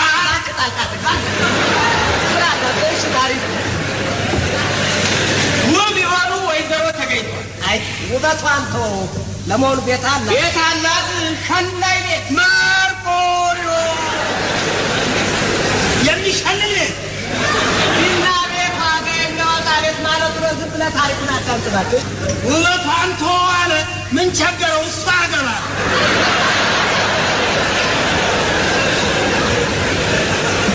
አብላት ሴትዮዋ ሽካሉ ቤቷ አለ ደግሞ ምን ይመስለች መኪና ማለቻት ምን ነው አንቱ በዛ አሮጂት ናት እንዴ ምን አለበት የተላከበትን ጉዳይ እሱ ቢያስረዳ ምን አለበት ዝም ብለው ታዳም ይሉሽም ባልሰማሽ ገበያ ባጣሻ ሴትዮዋ ገና ቀረዳቸው ያሉ ሴት ናቸው እንዲያውም እንደርቶ ያለ ሽማግሌ አታሳዩ ባይ ሽማግሌ ከቀላት አሮጂት ናት ራስ ብለህ ታዳም ታሪኩ እያቸው የሴትዮዋ 40 ዓመታቸው ነው። ገና የ35 ዓመት ወጣት ይመስላሉ። በምቾትና በድሎት የተያዘ ሰውነት ነው። በምን አወቀው? እሳቸው ነገሩኝ። እኔም አየኋል። እውነተኛ እድሜዋን ለማወቅ ብትፈልግ እሷ በተናገረችው ላይ 10 ዓመት ጨምርበት። 50 ዓመት ናት ማለት ነው። ሴት ደግሞ 50 ዓመት ተሞላት ቀንጥዛለች።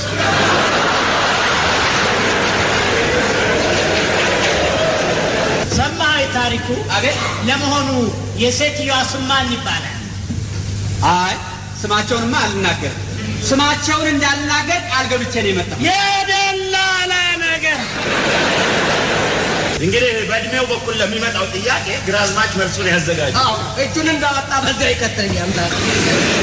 እኛ እጮች አድርገን የምናቀርበው ኮሎኔልና ግራዝማችን ነው። እኔና ታሪኩ ምንም እንኳን እድሜያችን አነስተኛ ቢሆንም በኪራይ ቤት መኖራችን ብቻ ውድድር ውስጥ ሊያስገባን አይችልም። እንዴ ታሪኩ እኮ ማለት ትዳር። አይ ኧረ ሴትዮዋ ሽብሉ ፈታ ነበር። ላስጠነቅቃቸው የምፈልገው አንድ ነገር አለ። አንደኛ ሴትዮዋ በምንም አይነት መንገድ ባልፈላጊ ሆነው መታየትን አይፈልጉም። ሁለተኛ ራሳቸው አይተው ያልመረጡትን ባል አያገኙም። ሶስተኛ እኔ አሁን የተናገርኩት ምስጢር በሙሉ የምታውቁ ሰዎች መስላችሁ መታየት የለባችሁ። እንግዲህ እኔ ለሳቸው ቃል የገባሁት አሁን የተናገርኩት ምስጢር ለመጠበቅና እናንተን መኪና ለመግዛት የሄዳችሁ ሰዎች አድርጌ ለማቅረብ። ስለዚህ መኪና ለማየት ሄዳችሁ እንጂ ሚስት ለመፈለግ ሄዳችሁ እንዳትመስሉ አደራ። እሷ ሳታየን እኛ ምንም አናያትም ማለት ነው። አይደለም ባኮን በደንብ ያዳምጡ ባኮን። ይኸው አይኖ መኪና ላይ ልቦ ብቻ ሴትዮዋ ላይ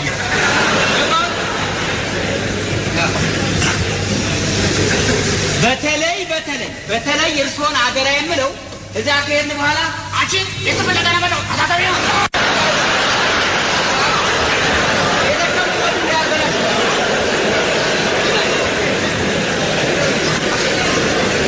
በቃ ነገር አይብዛ።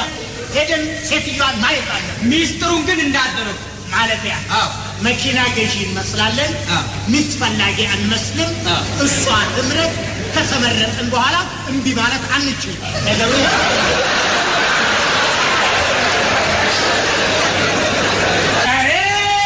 ከተናገረችኝ እናገራታለሁ፣ ከላከችኝም እልቃታለሁ። ታከብሮት አከብራታለሁ። እሺ ቢወዶትስ?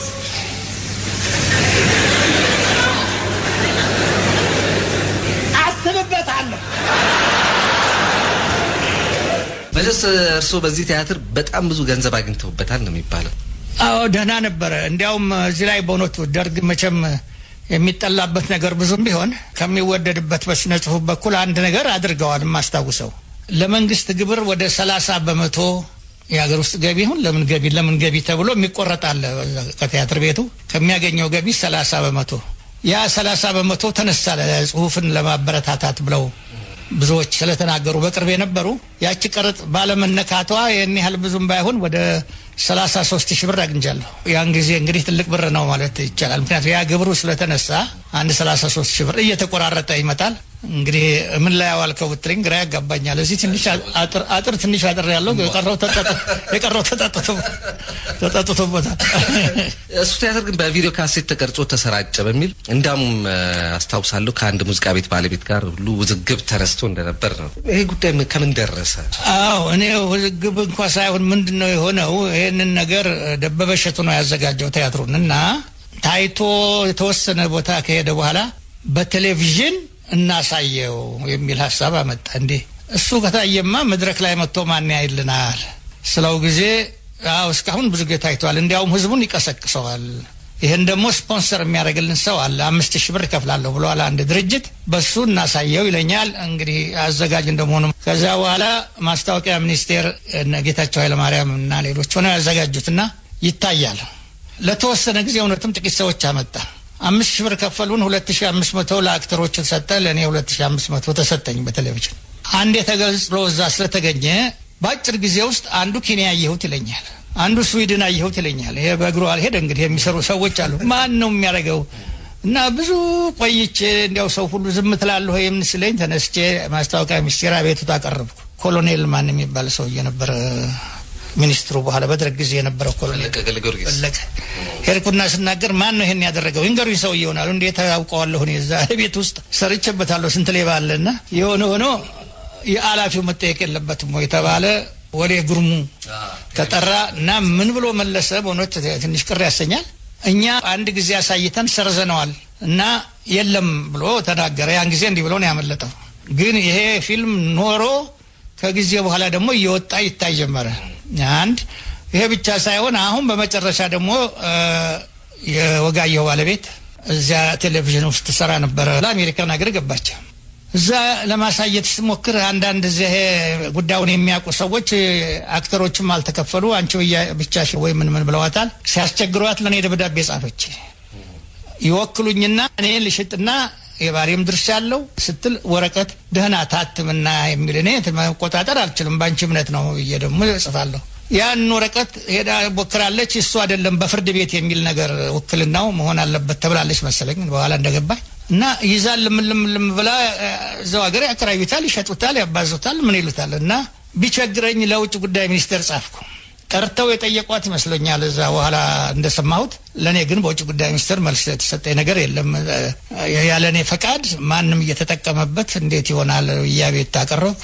እስካሁን ድረስ ለውጥ የለም፣ ዝም ብሎ ቀረ። እንግዲህ በዛ ቴሌቪዥን ላይ በመውጣቱ ስራዬ ብለው እያደኑ ልክ ዘፈን ተሰረቅን እንደሚሉት ይሄን እያዙ ፈረንጅ ሀገር ዛሬ ስለ ሀገሩ ምኑንም ነገር ለማየት የሚፈልገው ጓጓ ሰው አለ፣ ይሸጡታል። አሁን እንደሰማሁት ያቶ አዲስ አለማየሁን መጽሐፍ ወጋየሁ በቲያትር በካሴት የተገለጸው እዛ ሀገር አንድ ሰው አለ ሄዶ የምጠቅሩ ጄስ ነግረኝ 20 ብር ነው 25 ብር ይችበቻው አለ ከተማ ውስጥ። ማን ነው የሚሸጠውና ሰውየው ግን እዚህ ቁጭ እጃቸውን አጣጥፈው ቁጭ ብለዋልና የኔም እንደዛ ያለ ነገር ነው የደረሰብኝ ለማለት ነውና ምናልባት ከስቴጅ ከሚገኘው ገቢ ይልቅ እርግጠኛ ነኝ በዛ የሚገኘው ነገር የበለጠ ይጦር ነበር ማለት ተነጥቀን ቀረን ማለት ነው። በነገራችን ላይ እርስዎ ቲያትር ይጽፋሉ፣ መጫወቱንስ ሞክረው ታውቁ? እኔ ስቴጅ ላይ መጫወት የምችል አይመስለኝም። ባፌ እንደምለፈልፈው በእግሬ ወዲያ ወዲህ ተዘዋውሬ ለማድረግ ልምምድ ይጠይቃል መሰለኝ።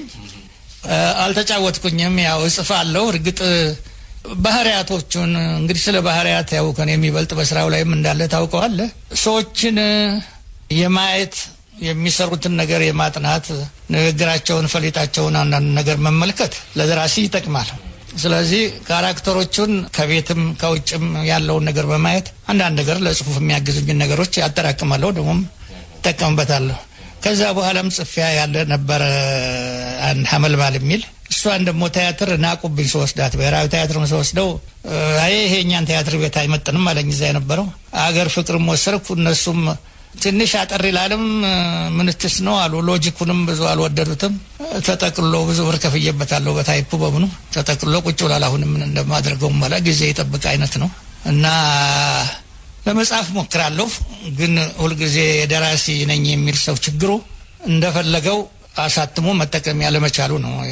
ያቅሙ ጉዳይ፣ የተፈላጊነቱ ጉዳይ፣ ሪጀክሽን ስሊፕ በንግድ መልክ ያውና ይሄ ደግሞ በአሁኑ ጊዜ እንደምታውቀው ገባውን የያዘው ወጣቱ ነው።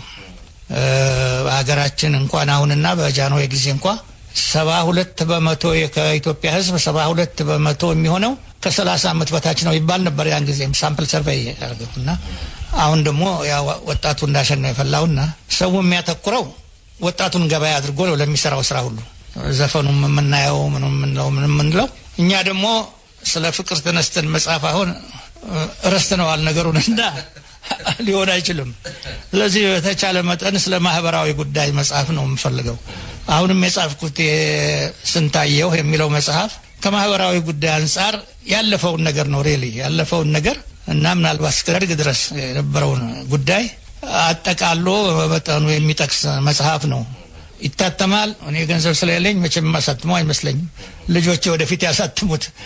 አሁን ደግሞ አታሚ እንደምፈልገው ካገኘልኝ ቢታተም ደስ ይለኝ ነበር የማህበራዊ ጉዳይ። ስለዚህ እኔ ከአክተር ተዋናይ ከመሆን ይልቅ ጸሐፊ መሆኑን ነው የምሞክረው። ወደ ዛሬ 70 ምናምን ዓመታት ልመልሶት ስለ ውልደትና እድገቱ እንጫወት የት ተወለዱ የተወለድኩት ባርሲ ክፍለ ሀገር ሚኒ የምትባል ስፍራ ናት ይሉኛል ነው ምክንያቱ ገና በህፃንነቴ ነው ወደ ጨርጨር ሀረርጌ ክፍለ ግዛት ቤተሰቦቼ ሲመጡ ይዘው ይመጡ እኔ እንግዲህ ቦታውን እንኳን አላቃትም ወሬዋን ነው ማቀው ሀረርጌ ነው የተወለድኩት ጨርጨር ነው የተወለድኩት እያልኩ ነው እስካሁን እኖር ጨርጨር በጨርጨር አውራጃ ከአሰፈሪ አውራጃው ይሆንና ወረዳዎቹ ሀብሮ ምንም ይባሉ አሉ የኔ ትንሽ ወደ መቻራ የምትባል ትንሽ ከተማ አለች ወደዛ ነው ግን አስበተፈሪ ትንሽ ጊዜ ተምሬያለሁ 7 ወር እንደዚህ ስለ ወላጆቹ ይነግሩኛል እንግዲህ አባቴ ገበሬ ነበሩ መንዜ ናቸው እኔ 3 አመት ወር ነው እሳቸው ሞቱ የሚባለው ስለዚህ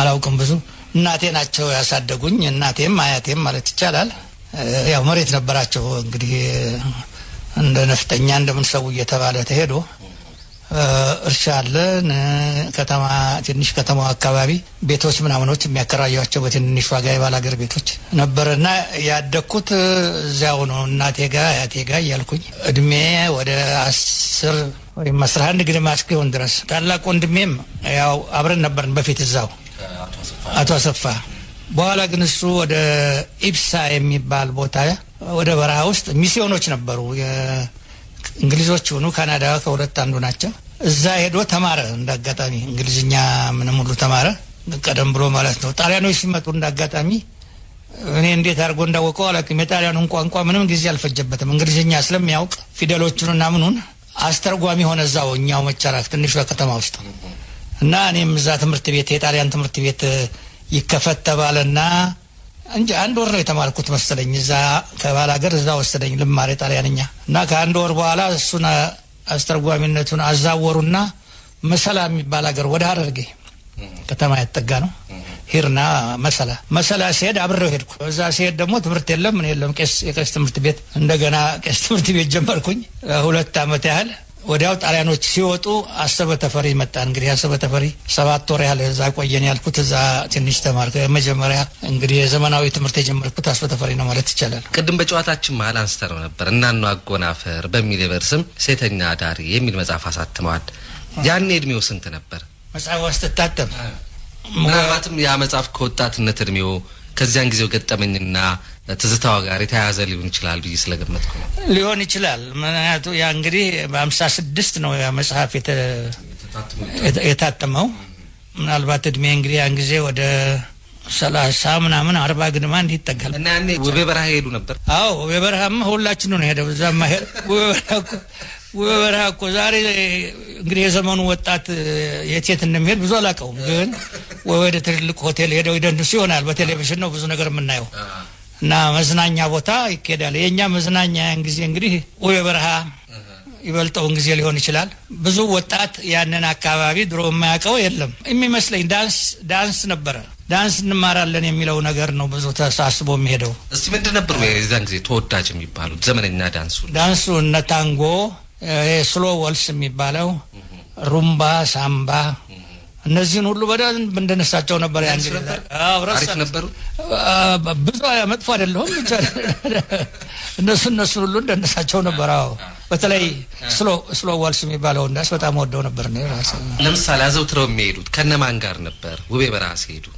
ባልንጀሮች እንግዲህ በየጊዜው ባልንጀሮች ነበሩኝ አብረን የምንኖርም ነበር ለምሳሌ ዮሐንስ ገብረ ማርያም በጣም ወዳጄ ነበር እንዲያውም ነጋሽ ገብረ ማርያም ዮሐንስ ገብረ ማርያም ስለሚባል ታናሽና እሱ ሙዚቃ የፒያኖ ሁሉ ይችላል በጣም ጎበዝ ነበር በነገራችን ላይ መስኮብ ሀገር ሄዶ እዛው ታመመ ኦፕራሲዮን ሲያረጉት ሞተ እንዳጋጣሚና በጣም ችሎታ ያለው ሰው ነበር አሜሪካንም አብረን ነበር እንደዚህ እና እሱ በጣም አብሬ የሚሆነው ይበልጥ በሱ ነው ሌሎች ባልንጀሮቼና ተነጋ የሚባሉ ሚስቶቻቸው አሁን እንዳይሰሙ እያልኩ ነው እንጂ አግብተው ወልደው ዛሬ ተውታል ምን ያለፈ ከዛም ባስ ብሎ ልጠይቆት እኮ ነው ያኔ ፍቅረኛ አልነበረችሁትም እዚያው በረሃ ውስጥ ወዳጅ ያደረጓት ክፉ ጥያቄ ነው በእውነት ወዳጅማ አሉ ግን እኔ የምለው ዛሬ ትንሽ በትምህርትም በሌላም ተገናኝቶ አብሮ ከአንድ ሰው ጋር መውጣት በሚለው መንገድ ሳይሆን ያራዳ ነው ኮመን ብሮሰል ማለት ነው እና ከማንም ጋር ትደንሳለህ ከማንም ጋር መሄድ ይችላል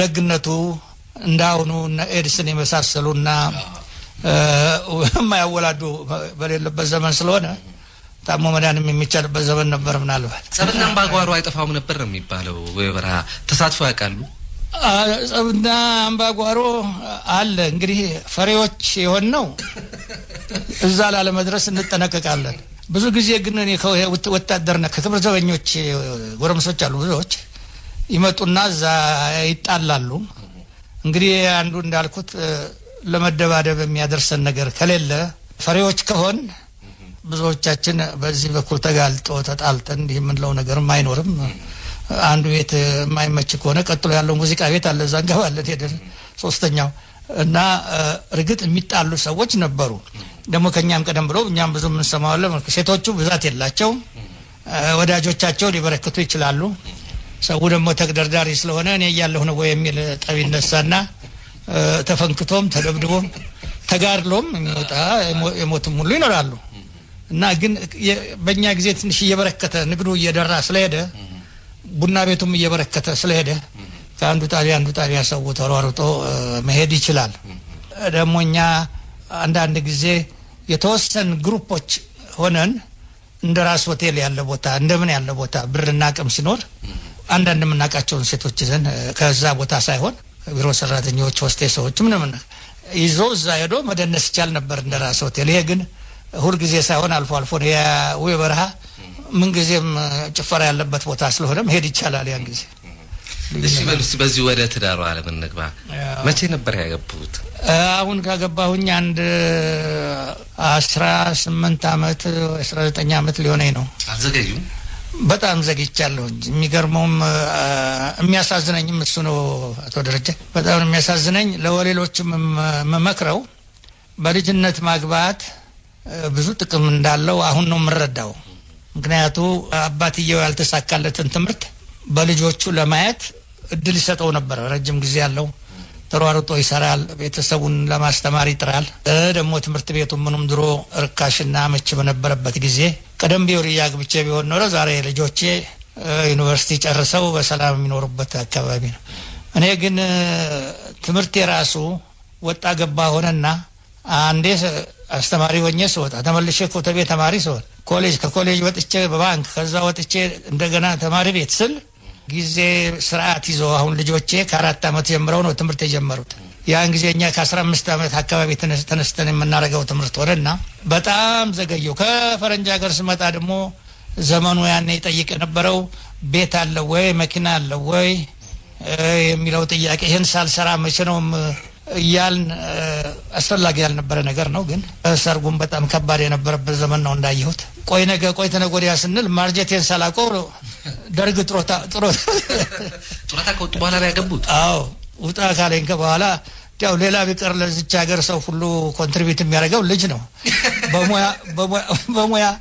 በሙያ ካልተሳካልን እኛም አንድ ብለን እድሜዋ ከኔ ልጅ የሆነ ሴት እንግዲህ ማግባት የተፈለገበት አንዱም ይሄው ልጅ ማግኘት ነው ከተጋባ አትሊስት ስለዚህ ሁለት ልጆች አሉኝ አንዱ አሁን 17 አመት ሊሆነው ነው 11ኛ አዎ 11ኛ ክፍል ገብቷል እዚህ ጂሲኤ ስንዱ ሁለተኛዋ ናት ናዝሬት ትምህርት ቤት ራስ መኮንን ይዛ ነው ማስተምራት እሷ ደግሞ 9ኛ ክፍል ነው ያለችው አሁን እና ታዲያ እንግዲህ ቅድም ይሄን ያልኩት በልጅነት ማግባቱ በጣም ጥሩ ነው እንዲያው አንዳንድ ሰዎች ተርቱብኝ ሸምግሎ የወለደ ሰው ልጁንም አባቱንም አንድ ሰው ይደበድባቸዋል እስካሁን ድረስ አልተደበደብንም ግን ዋናው ነገር ቅድም እንዳልኩ በትምህርቱ አቅጣጫ እድል ቀደም ብለ የመስጠትና ደሞም በእውነቱ የትዳርን ጣም ያለ ማወቅ ነው አይደለም አሁን ወጣቱ ሆቴል ውስጥ ሲበላ ይቆያል የትም ይላል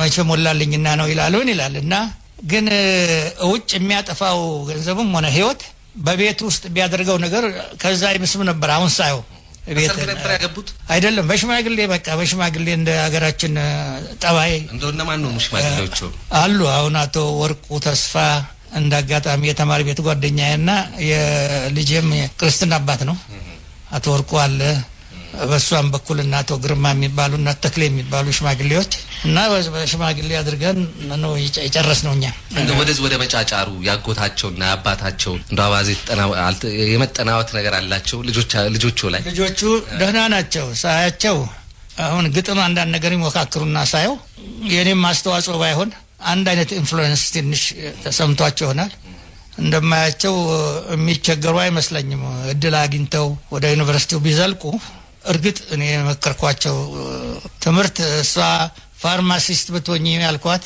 እኔ መሐንዲስ ነው መሆን ትለኛለች ስለዚህ የሷ ምርጫ ነው ወንዱ ደግሞ ሎየር መሆን ፈልጋለሁ ይላል አሁንም የሱ ምርጫ ነው ከዘለቀና ከቻለ ከኔ ለወጥ ያለ ትምህርት ነው እንግዲህ ይፈልጉት ግን ከሚጽፉት ነገር ከማይሳያቸው ችግር ያላቸው አይመስለኝም መቼም በሀብታም ሆኖ መሞት የጋዜጠኛ ባህሪ አይደለም ይባላል እና ምን ጊዜም ወዲሁ ተስፋ ያስቆረጡ ነው ማለት አዎ እንግዲህ ቅድም እንዳልኩት ጽፈህ አንድ ድል አጋጥሞ ጊዜው እየተሻሻለ ሄዳ ብለን እናስብና ካልሆነ በስተቀር ኑሮ መቼም በጥረተኝነት መኖር ምን ማለት ስታየው ብዙ የተሟላ አይደለም ግን የኛ ፍላጎትም ብዙ ጊዜ አሁን ተነስተን ከፍ ያለ ተዝናንተን እንኖራለን ብለን ስለማናስብ ባለው ተደስቶና አብቃቅቶ ለመኖር እንሞክራለን የተቻለን ያህል ማለት ነው እና እኔ በእውነቱ አይከፋኝም ቤታችን ሰላም ያለበት ቤት ነው አሁን የእርሱ ግቢ የእርሱ ቤት የእርሱ መኖሪያ ቤት የራሴ ነው ያው የራሴ ቤት ነው እዛች ሰርቪስ አለችኝ እሷን አከራይቻለሁ የልጆች መማሪያ ማሟያ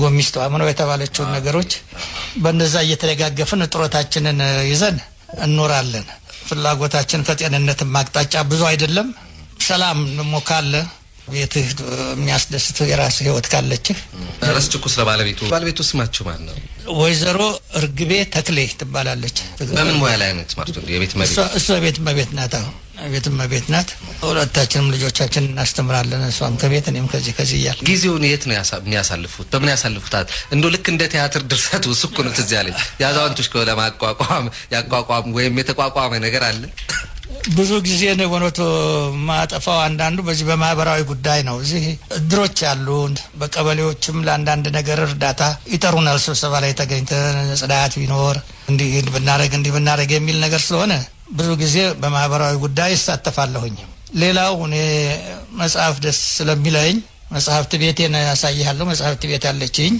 እዛ አነባለሁ መጽሐፍም ሲመቸኝ ጽፋለሁ አርቲክሎች አንተ ጊዜ አግኝታ ያነበብክ ሆናል እንጂ በአዲስ ዜና ላይ እንዴ ቀጥዩ ወደሱ ነው መጣው ያው እና በእነዚያ ላይ አንዳንድ ነገር ጽፋለሁ ብር ግን አይሰጡኝም ለምን እንደሆነ አላውቅምና ጠይቃለሁ ገና እንደም ከዛ ላይ ተነስቼ አንድ ጥያቄ ላነሳቦት ፈልጋለሁ ግን ከዛ በፊት አሁን ባሉበት ኑሮና ህይወት በግሎ ማለት ነው በግል ኑሮና ህይወቱ እንደው በጣም አሳሳቢ የሚሉትና የሚያሰጋውት ጉዳይ አለ ከጤናዬ ውጭ ከጤናው ውጭ ወይ እንደው ክፉኛ የተጣሉት ወይ ያዝበትና ያዘበው ሰው አለ እኔ በእውነቱ ምንም አለ ብዬ የማስበው ነገር የለኝም ብዙዎች ያለፉ ነገሮች ይኖራሉ ግን በአሁኑ ጊዜ ሰዎችን ላስቀይም ይችላል ሳላውቅ ግን ለምንሰረት ጥያቄ ያነሳው ስክርታቱ ነጋሽ አንድ ጋዜጣ ላይ አሁንም ተቃቅሰውልኝ ነበር ጋዜጣውና ባለፈው ወር አካባቢ ሳነብ ግልጽ ደብዳቤ ለክቡር ጠቅላይ ሚኒስትር መለስ ዜናዊ የምትል ማመልከቻ ለበላት አቤቱታ ብቻ በስሙ ተጽፎ አይቼ ነበር ከነጋሽ ገብረ ማርያም ተብሎ እንደው ስለሷ ጉዳይ ቢያጫውቱኝ ደስ ይለኛል ስለ ሽጉጧ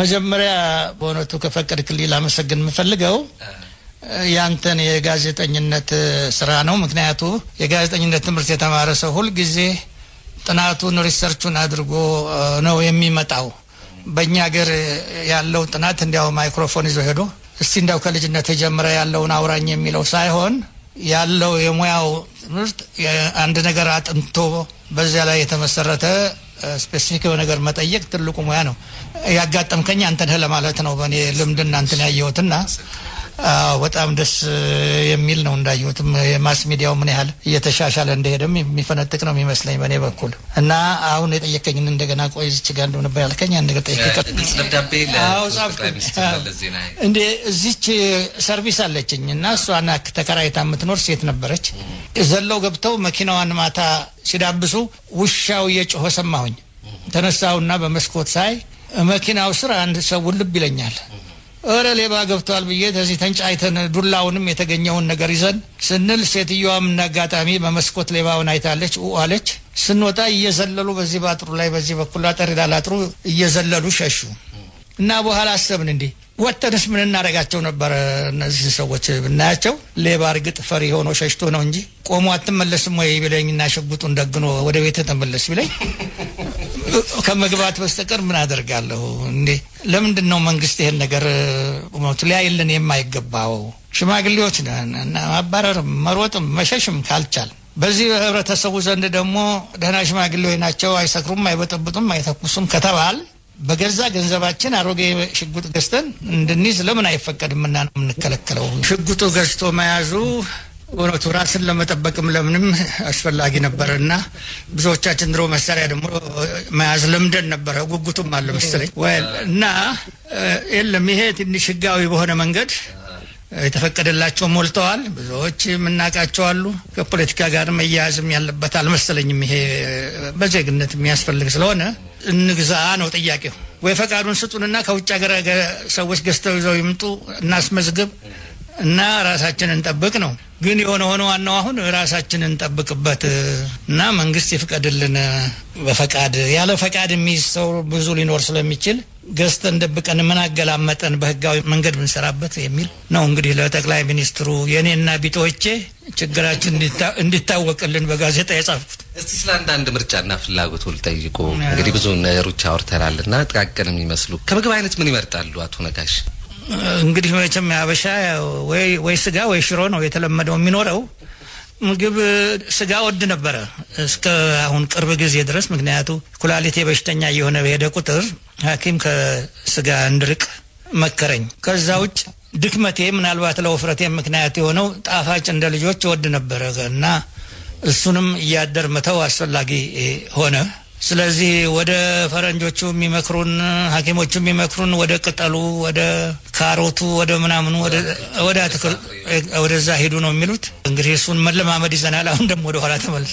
መጠጡስ መጠጥ እንደ በአብዛኛው ያ ካዛውንቶች ከቤት የተገኘውም 30 ምናምን ሺህ ብር በመጠጡ አለቃሉኝ ቅድም። አዎ ግን እኔ ድፍረት እንኳን የለኝም። ሶሻል ድሪንከር የሚባል አለ አይደለ? ማህበራዊ ግብዣ ላይ ይሆናል። እሱም አሁን ትንሽ አስቸጋሪ እየሆነ ነው። ምክንያቱ ዩሪክ አሲድ እና እንዲህ ስላለኝ ውስኪ ስጠጣ ዩሪክ አሲድ ይነሳል። እሷንም ትንሽ እያደረ እየፈራኋት ሄድኩኝ እና ምናልባትም ደግሞ ህይወቴ ከማስታወቂያ ሚኒስቴር 15 ዓመት ኖሬ ስወጣ ቶሎ ያልሞትኩት እንደ ባልንጀሮች መጠጡን ባለመዳፈሬ ሳይሆን አይቀርም ብዬ ነው። ሁልጊዜ እንደ ሙሉ ሱፍ ከነ ክራባቱ ግጥም አድርገው ለብሰው ነው የምመለከቱት። እንደዛ ነው በቃ ሁሉ የሚያዘወትሩት። ልብስ እንደሱ ሆነ ወድ ነበረ። እንግዲህ አሁን ኑሮውም ትንሽ የገንዘቡም አቅም እየመጣ ያስቸግር ጀመረ። አንድ ሙሉ ልብስ ጥሩ ሙሉ ልብስ 1500 ብር ምናምን ገዝተህ ለመልበስ አይቻልም። ለኛ ግን እንግዲህ የሆነውን ሳልቬጁንም ምንም እየለቃቀምን እንሄዳለን። ግን ጥሩ ለብሼ ብሄድ አየሩ ከፈቀደ ያሁኑ አየር በጣም አስቸጋሪ ነው። ወኛ ብሄድ ደስ ይለኛል። ሙዚቃ ያዳምጣሉ? ሙዚቃ በእውነት እንግዲህ ያው በቴሌቪዥኑ በምኑ ካልሆነ ክላሲካል ሙዚቃ እንደ ነገሩ ትንሽ ሰማ ነበረ። ደግሞ እወዳለሁ። አሁን በቴሌቪዥን አንዳንድ የሚያሳዩት ነገር አለ፣ ኮንሰርት ምናምን አለ አይደል? አዎ እዛ ድረስም ባልራቀቅ ሰሚ ክላሲካል ነገሮች ማዳመጥ በጣም ነው የምወደው። በዘፈንም በፈረንጆቹ እኛ በነበርንበት ዘመን አሁን እነ ፔሪ ኮሞ፣ ቢንግ ክሮስቢ እንዲህ የሚባሉ ሜሎዲስ የሆነ ቮካል እወዳለሁ። ግን አሁን ይሄ ጃዝ አዲሱ ነገር ስለማይገባኝ እንኳን ፈረንጆቹ ያኛው የሚያማርኛውም አልገባ እያለኝ ነውና በአማርኛ በኩል እነዚህ ክራር ያው እኛ እድሜ የነበሩ ነገሮች ከዘፋኞቹም እነ መሰረት እነምን እንዲህ የሚባሉት እንጂ ያዳዲሶቹ አይነት ዜማ አልገባ ካለኝ ቆይቷል እና እስከዚህ ብዙ ደስ አይለኝም። እሱንም አላዳምጥም። እና አሁን ስንለያ ምን ሙዚቃ ልጋብዙ? አራዳ የምትለዋን ወዳታለሁኝ። በምን እንደምትመድቧት አላውቅም። አብዬ የምትባለው ነው። ራስ አብዬ ምዘነ አራዳንም ስለሚያስታውሰኝ የዛ አይነት ዜማ እሷን ሳዳምጠው ደስ የሚለኝ እንጂ እኛን ዜማ ብዙ አልደፍንም። አባት ጋዜጠኛ ነጋሽ ገብረ ማርያም እጅግ በጣም ከልብ አመሰግናለሁ። ጤንነቱ የተሟላ የተስተካከለ ልጆቹ የሚፈልጉበት ደረጃ ላይ የሚመኙት ደረጃ ላይ እንዲደርስሉት የሁላችንም ምኞት ነው። እግዚአብሔር ይስጥልኝ። በጣም አመሰግናለሁ። እግዚአብሔር ይስጥልኝ አቶ ደረጃ አመሰግናለሁ። ኢትዮጵያ ለዘላለም ትኖር። ኢትዮጵያ ለዘላለም ትኖር። ኢትዮጵያ ለዘላለም ትኖር።